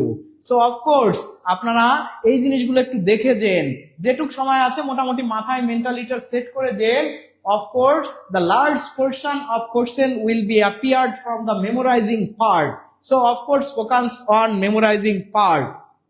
Best people অনেকে উত্তর করেছেন আলহামদুলিল্লাহ। Sir আমি এখনো বই পাইনি, বই পেয়ে যাবেন শামসু ইসলাম ভাই, আমি কথা বলবো বিষয় নিয়ে। আচ্ছা আপনারা সবাই দেখেন এখানে ক্রিপ্টিক শব্দের অর্থ দেখেন, এটাও কিন্তু সিনোনিম চলে আসছে। তাহলে মুখস্থ বিদ্যা কিন্তু কাজে লেগে যেতে পারে আগামীকাল যারা পরীক্ষা দিবেন। ক্রিপ্টিক মানে হচ্ছে অস্পষ্ট, তাহলে অস্পষ্ট বা বলা যায় দ্ব্যর্থ, বা এটাকে বলা যায় কি সন্দেহজনক বলা যায় ক্রিপ্টিক। তাহলে ইন্ডোলেন্স এটার সিনোনিম মানে সমার্থক শব্দ। ইন্ডোলেন্স মানে তো অলস, এটা হবে না। ইমপ্রম্পটু মানে কি উপস্থিত বুদ্ধি দিয়ে কোনো কিছু করা, উপস্থিত বুদ্ধি। ইমপ্রম্পটু মানে কাছে আমরা ওই যে প্রেজেন্ট উইটস বলি না, উপস্থিত বুদ্ধি। হরিবল মানে কি ভয়ানক, হরিবল মানে ভয়ানক। তাহলে আমাদের এই প্রশ্নের উত্তর দেখেন হয়ে যাচ্ছে অবস্কিউর মানেও কিন্তু অস্পষ্ট। তাহলে এই প্রশ্নের উত্তর হবে অবস্কিউর। ক্রিপ্টিক হবে, অবস্কিউর হবে এই প্রশ্নের synonym. Good, God bless you sir, thank you so much. আচ্ছা তাহলে আমরা পরের প্রশ্নে চলে যাই। দেখেন choose the pair that best corresponds to sketch artist। এইটা আপনারা সবাই কমন সেন্স খাটায় উত্তর করবেন। এইটা আমি কিন্তু সবার উত্তর চাই যে স্কেচ আর আছে আর্টিস্ট, এদের ভিতরে কেমন সম্পর্ক, আর্টিস্ট আর স্কেচ, এইখানে কোনটার সাথে মিলবে বলেন তো? এটার কোনটার সাথে মিলবে? এখানে আছে ড্রাফট রাইট, সেল প্রিজনার, এরপরে সিজেল আছে হচ্ছে স্কাল্পচার, বার্ড এগ। এইটা কোনটার সাথে মিলবে আপনারা সবাই আমাকে উত্তর করে জানাবেন। সবাই এখানে যারা 300+ মানুষ এখনো লাইভে yet 300+ viewers are watching my videos, so I am expecting last of the channel YouTube চ্যানেলে লাইভ ক্লাস হয় না স্যার? হয় ইউটিউব চ্যানেলে স্যার, আপনি যতক্ষণ পর্যন্ত ক্লাস করাবেন ততক্ষণ পর্যন্ত থাকবো ইনশাআল্লাহ। অনেক ধন্যবাদ ভাই, I am grateful to you. তো দেখেন আপনারা যারা আছেন, আমি 300+ কমেন্ট, আমি কিন্তু এতক্ষণে কমেন্টে তেমন কোনো গুরুত্ব দেই নাই, কোনো বড় এক্সপ্লানেশনে যাইনি, কিন্তু today at this moment just I am deserving all the viewers comment on this question। আমাদের কোশ্চেন প্রায় শেষ হওয়ার পথে, আমি সবার কাছ থেকে এক্সপেক্ট করব যে এটাকে কি বলেন তো? এটাকে হচ্ছে আমরা বলি যে এটার কি একটা নাম আছে না, যে এটা হচ্ছে আমাদের অ্যানালজি। এটারে বলে কি অ্যানালজি। এটাও কিন্তু মুখস্থ বিদ্যার ভিতরে। অ্যানালজি করতে গেলে, অ্যানালজি মানে হচ্ছে সাদৃশ্য বৈসাদৃশ্য দেখানো, সাদৃশ্য বা বৈসাদৃশ্য এটা দেখানো, তাই না? এই সাদৃশ্য বৈসাদৃশ্য দেখানো, এই যে অ্যানালজি, এই অ্যানালজিটা আমরা যদি জানতে চাই অবশ্যই কিন্তু আমাদের কি জানতে হবে আগে বলেন তো? এই সিনোনিম অ্যান্টোনিম কিন্তু ওয়ার্ড মিনিং গুলো জানতে হবে। না জানলে, জানি না স্যার অনেকেই লিখতেছেন জানি না, অনেকে সি লিখতেছেন। দেখেন আমি এটা ব্যাখ্যা করে দিয়ে দিই, আপনারা সবাই কমেন্ট করতে থাকেন। 300+ কমেন্ট কিন্তু আমি চাই, 300+ কমেন্ট আমি চাই। সাদিয়া তানজিম সিতি আপু লিখছেন অ্যানালজি, এক্স্যাক্টলি অ্যানালজি। রাখাল সরকার দাদা, আমার শ্রদ্ধেয় বড় ভাই, তিনি কমেন্ট করেছেন হাই, হ্যালো দাদা কেমন আছেন? এই যে ক্লাস করাচ্ছি, ইংরেজি ক্লাস করতেছেন আপনি ক্লাসে ঢুকেছেন, আপনাকে welcome to our platform mister Rakhal sir, Rakhal ভাই। তো যাই হোক, রাখাল ভাই ক্লাস দেখতেছেন, ভাইকে অনেক ধন্যবাদ। স্কেচ মানে হচ্ছে আমরা দেখেন এই যে আর্টিস্ট মানে চিত্রশিল্পী না, আর্টিস্ট হচ্ছে যারা চিত্রশিল্পী বা চিত্রাঙ্কনকারী বা চিত্রশিল্পী। এই চিত্রশিল্পীরা যখন চিত্র আঁকেন প্রথমে তারা কি করে নেন? স্কেচ করে নেন। স্কেচ মানে হচ্ছে কোনো ছবির একটা খসড়া এঁকে নেন, মানে ছবিটা কেমন হবে সেটা একটু স্কেচ করে নেন, তারপরে ওইটাকে ইউজ করে কি করেন? চিত্র আঁকেন। তার মানে হচ্ছে এটা একজন ব্যক্তি তিনি যেটা ব্যবহার করেন সেটা হচ্ছে স্কেচ ব্যবহার করেন। তাহলে স্কাল্পচার মানে কি বলেন তো? স্কাল্পচার মানে হচ্ছে ভাস্কর। ভাস্কর কারা বলেন তো? যারা মূর্তি তৈরি করে, ভাস্কর্য তৈরি করে, তারা ভাস্কর্য তৈরি করার জন্য সিজেল বা বাটালি বা ধারানো এক ধরনের যন্ত্র আছে, যেগুলো পাথর বা লোহা বা শক্ত কোনো কিছুর উপরে কিন্তু এটা দিয়ে বিভিন্ন খোদাই করা যায়, কোনো কিছুকে একটা আকার আকৃতি রূপ দেওয়া যায়, সেই সিজেল বাটালি বা এই ধরনের একটা বিষয় সেটা ব্যবহার করেন। তাহলে যেহেতু স্কাল্পচাররা সিজেল ব্যবহার করেন, আর্টিস্টরা সেরকম স্কেচ ব্যবহার করেন, তাহলে এই প্রশ্নের উত্তর কি হবে বলেন তো? এই প্রশ্নের উত্তর হবে কিন্তু সিজেল স্কাল্পচার। এগরা বার্ড ইউজ করে, এমন কি হয়? হয় না। প্রিজনাররা সেল ইউজ করেন, ইউজ করে কি করেন? হয় না। রাইট ড্রাফট, তা রাইটার যদি হতো সেটা একটা ভিন্ন কথা, কিন্তু রাইট এবং ড্রাফট দুইটাই ভাগ, তাহলে এটাও হবে না। তাহলে এইখানে বেস্ট অ্যানালজি মানে মিল বা সাদৃশ্য কোথায় পাওয়া যাচ্ছে? Chisel and sculpture. Chisel and sculpture. আমরা কি হলো? হাই কি হয়ে গেল? ক্লাস শেষ হয়ে গেল? ক্লাস শেষ? Oh my god, today I conducted the class and solved the ever highest number of objectives within the short time. মানে 2 ঘন্টাও না, মাত্র 1.5 ঘন্টা ক্লাস নিয়ে আমরা কিন্তু কতগুলো প্রশ্ন সলভ করেছি? আমরা কিন্তু 27টা প্রশ্ন, 27টা অবজেক্টিভ শেষ করে ফেলেছি। এখন আমি একটু আপনাদের 2-4 মিনিট কথা বলে ছেড়ে দিব। দেখেন প্রিয় ভাই এবং বন্ধুরা, যারা এতক্ষণ ক্লাসটা করেছেন, তারা অন্তত এখন একটা কমেন্ট আমাকে করবেন যে স্যার আপনার ক্লাসটা করে ভালো লেগেছে বা উপকৃত হয়েছি। সবাই এই কমেন্টটা এখন একটু জোর করে হলেও মন না চাইলেও আমার সাথে অবিচার না করে একটা সুন্দর কমেন্ট করে যান। যদি আপনার ভালো নাও লাগে তাহলে আমাকে একটু সাজেশন দিবেন যে স্যার ক্লাসটা এরকম হলে ভালো হতো। দেখেন আমরা 2 ঘন্টার ক্লাস করি, কতক্ষণ? 2 ঘন্টায় ক্লাসে আমরা সাধারণত 17 বা 18টা প্রশ্ন সমাধান দিই। আর আজকে কিন্তু আমি 1.5 ঘন্টায়, মাত্র 1.5 ঘন্টায় কতগুলো প্রশ্ন সমাধান দিলাম? 27টা প্রশ্ন, with explanation, with not explanation, huge explanation. আপনারা সবাই একটু কমেন্ট করে জানাবেন প্রিয় ভাই এবং বন্ধুরা আজকের ক্লাসটা কেমন লাগলো। এবং আপনাদের জন্য আমার যে গাইডলাইনটা থাকবে সেটা হলো কি বলেন তো? আজকের গাইডলাইনটা আমি এখন একটু দিব, কালকে যারা পরীক্ষা দিবেন তাদের জন্য। আর আমাদের আলহামদুলিল্লাহ আমরা যে ব্যাচটা শুরু করেছি, আপনারা সবাই মনে হয় জানেন যে আমাদের কম্বাইন্ড একটা কোর্স চলতেছে, প্রাইমারি নিবন্ধন 10 থেকে 20তম গ্রেড সহ অন্যান্য সকল চাকরির পরীক্ষার জন্য। আপনারা সবাই কমেন্ট করেন আলহামদুলিল্লাহ ইউটিউব চ্যানেলে লাইভ দেখতে পারি না স্যার। লাইভ আমি ইউটিউব চ্যানেল নাই আমাদের এখনো। ক্লাস অনেক ভালো লেগেছে আলহামদুলিল্লাহ। আকলিমা আক্তার, আখি আপু, অনেকে আলহামদুলিল্লাহ কমেন্ট করতেছেন।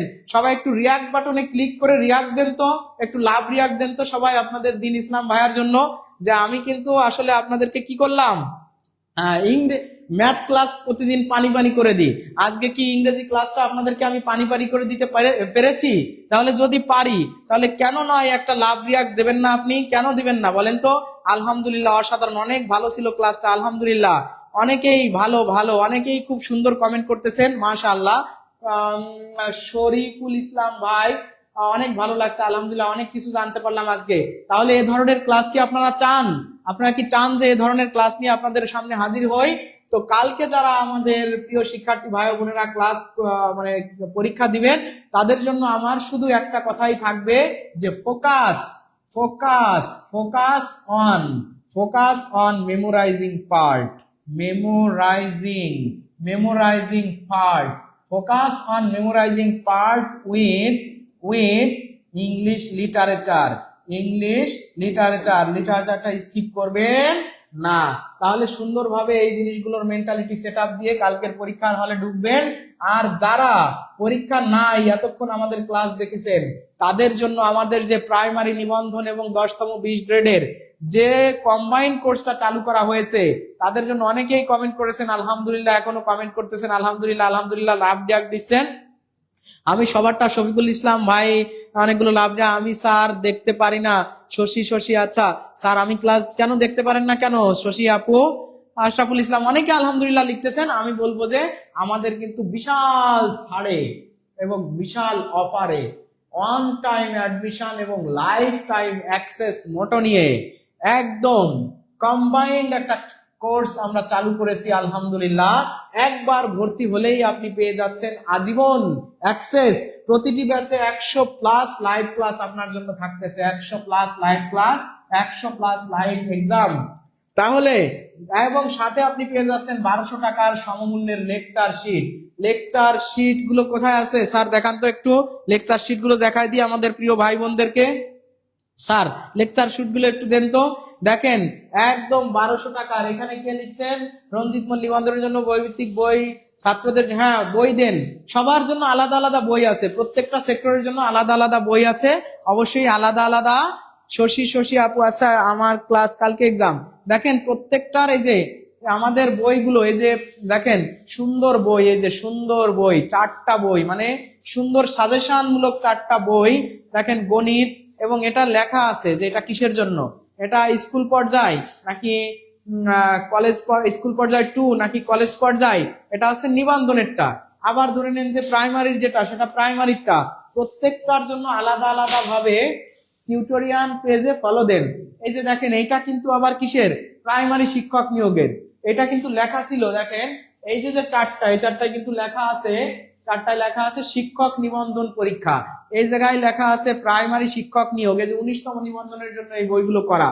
অসাধারণ বই, সুন্দর বই, 4টা শীট সহ আপনি এই বই পেয়ে যাবেন প্রায় 1200 টাকা মূল্যের। এই যে বইগুলো দেখেন, এটা কিন্তু আবার 10তম থেকে 20তম গ্রেডের জন্য, 10তম থেকে 20তম গ্রেডের চাকরির জন্য। মানে এমন না যে আপনাকে জাস্ট একের ভিতরে সব দিয়ে দিয়ে আমরা বিশাল একটা এটার বিশাল একটা কি নিয়ে নিচ্ছি, ক্রেডিট নিয়ে নিচ্ছি, এমন বেশি কোনো বিষয় না। তাহলে আপনি এই কোর্সটা পেয়ে যাচ্ছেন কততে বলেন তো? এই কম্বাইন্ড কোর্স, এই কম্বাইন্ড কোর্সটা পেয়ে যাচ্ছেন আপনি মাত্র 1450 টাকায়। এই লাইভ চলাকালীন যদি আপনি ভর্তি হন, মাত্র 1450 টাকায় আপনি পেয়ে যাচ্ছেন আমাদের এই প্রাইমারি নিবন্ধন 10 থেকে 20তম গ্রেডের সকল চাকরির একটা পূর্ণাঙ্গ course.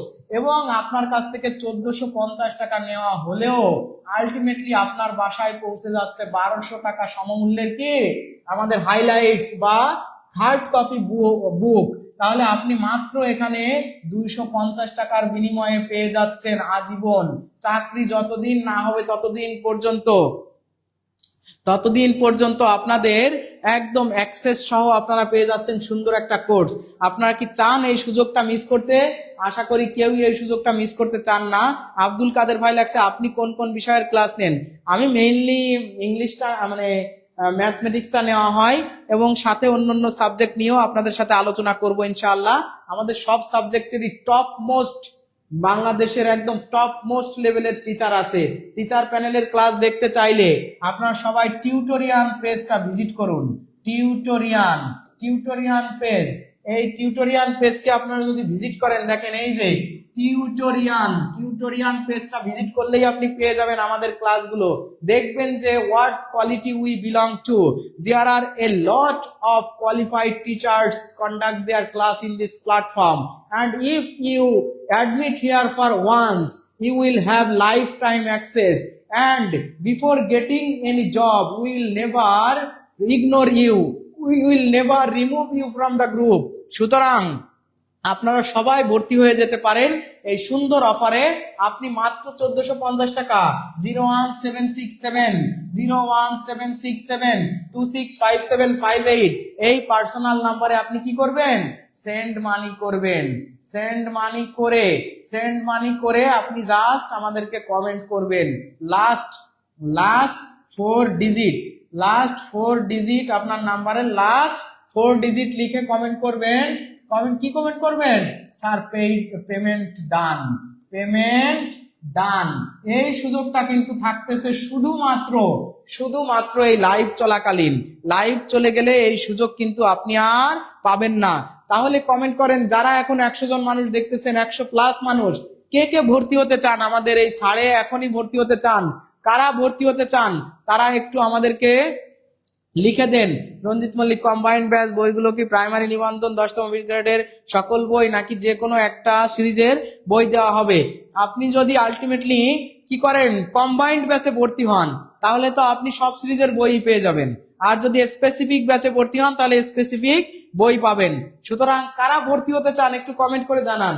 Who want to be admitted in this very beautiful, standard and attractive, excellent course, awesome course, standard course, এই ইম্পর্ট্যান্ট এত সুন্দর একটা কোর্স, এত সুন্দর একটা সাড়ে, in this offering course, who want to be admitted, একটু জাস্ট কমেন্ট করে জানান সে স্যার ভর্তি হতে চাই, ভর্তি হতে চাই।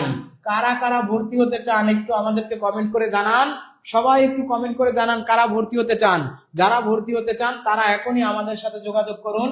এই নাম্বারে হোয়াটসঅ্যাপ আছে এবং এই নাম্বারে আপনারা বিকাশ নগদ করে সেন্ড মানি করে যদি আমাদেরকে নাম্বারের লাস্ট ডিজিট দিয়ে কি করে দেন পেমেন্ট ডান লিখে কমেন্ট করেন, আপনাকে আমরা অ্যাড করে নিব। আপনার সাথে যোগাযোগ করে এই কপিগুলো আপনাদের বাসায় কি করে দেওয়া হবে, পাঠিয়ে দেওয়া হবে। এবং অফারে ভর্তি হতে চাইলে এই যে এখনই আপনাদেরকে এই কাজটা করতে হবে, মানে টাকা পাঠাতে হবে, না হলে কিন্তু আপনি অফার পাবেন না। সেন্ড মানি করে এই নাম্বারে হোয়াটসঅ্যাপে স্ক্রিনশট যদি দেন, এই যে নাম্বারটা আছে এই নাম্বারে কিন্তু কি আছে, সেন্ড মানি করে এই নাম্বারে হোয়াটসঅ্যাপে স্ক্রিনশট দিন অথবা কল দিন, আমরা আপনাকে এখনই সিক্রেট গ্রুপে জয়েন করে নিচ্ছি। আর যাদের রকেট আছে তারা রকেট অ্যাকাউন্টে এই নাম্বারে টাকা পাঠাতে পারেন 01306859293। যারা ভর্তি হতে চান তারা এখনই যোগাযোগ করুন প্রিয় ভাই বোন এবং বন্ধুরা। ইনশাআল্লাহ আপনারা সবাই একটা অফারে লাইফ টাইমের জন্য সুন্দর একটা সার্ভিস পেয়ে যাবেন, যেখানে আমি সহ থাকছে আপনাদের আগুন আগুন বস অফ দ্য বসেস টিচারেরা। টিচার প্যানেল দেখে আপনি মানে কি সন্তুষ্ট না হয়ে যেতেই পারবেন না। The ever best teacher panels we have now all over the country, দেশের ভিতর সব থেকে অনলাইন প্ল্যাটফর্মে সব থেকে ভালো টিচার গুলো এখন আমাদের। সুতরাং আপনি ভর্তি হলে ইনশাআল্লাহ আপনি পেইড ব্যাচে স্টুডেন্টের জন্য কোনো অফার আছে, আপনি একটু আমাদের অফিসে যোগাযোগ করবেন বা এইখানে এই যে দেখেন আপনাদেরকে কমেন্ট করে কোর্স সম্পর্কে বিস্তারিত জানতে বা ভর্তি হতে ইনবক্স হোয়াটসঅ্যাপ মেসেজ করুন অথবা আমাদের হটলাইন নাম্বার দেওয়া আছে, যোগাযোগ করলেই ডিটেইলস জানতে পারবেন। সুতরাং যারা ভর্তি হতে চান এখনই আপনারা ভর্তি হয়ে যান। একটা এরকম গান আছে না যে আমরা মনে হয় সবাই শুনেছি যে জীবনের গল্প আছে বাকি অল্প, জীবনের গল্প আছে বাকি অল্প, যা কিছু বলার নাও বলে নাও, যা কিছু দেখার যাও দেখে যাও, পাবে না সময় আর হয়তো। জীবনের গল্প আছে বাকি অল্প, ভর্তির সময় তো আছে বাকি অল্প, যে ভর্তি হবেন ভর্তি হয়ে যান, লাইভ চলাকালীন অফার পাবেন, লাইভ চলে গেলে কিন্তু অফার পাবেন না, তখন কিন্তু আপনার কি করতে হবে 4500 টাকা দিয়ে ভর্তি হতে হবে প্রিয় ভাই এবং বোনেরা। সুতরাং আপনারা যারা এখনো লাইভে আছেন 110 জন মানুষ আমাকে দেখতেছেন, যারা ভর্তি হতে চান সবাই 1415 টাকা এখন সেন্ড মানি করে এখনই ভর্তি হয়ে যান। লাইভটা কিছুক্ষণের জন্য আপনাদেরকে ভর্তি করার জন্য, আপনাদের সুযোগটা দেওয়ার জন্য, just capturing this opportunity, we just run the live only for 5 minutes. এই 5 মিনিটসের ভিতর যারা ভর্তি হবেন তারা মাত্র 1450 টাকায় এই কোর্সটা আপনাদের এনরোল করতে পারবেন। Otherwise you will not be eligible for this services. So I am going to complete my lecture here today and best of luck to everyone. And the finishing, I pray all of you, I pray for all of you for tomorrow's examination, and please keep me in your prayers. See you in the next class, inshallah. Best of luck. I am going to complete the lecture here. Thank you. Assalamu alaikum wa rahmatullah.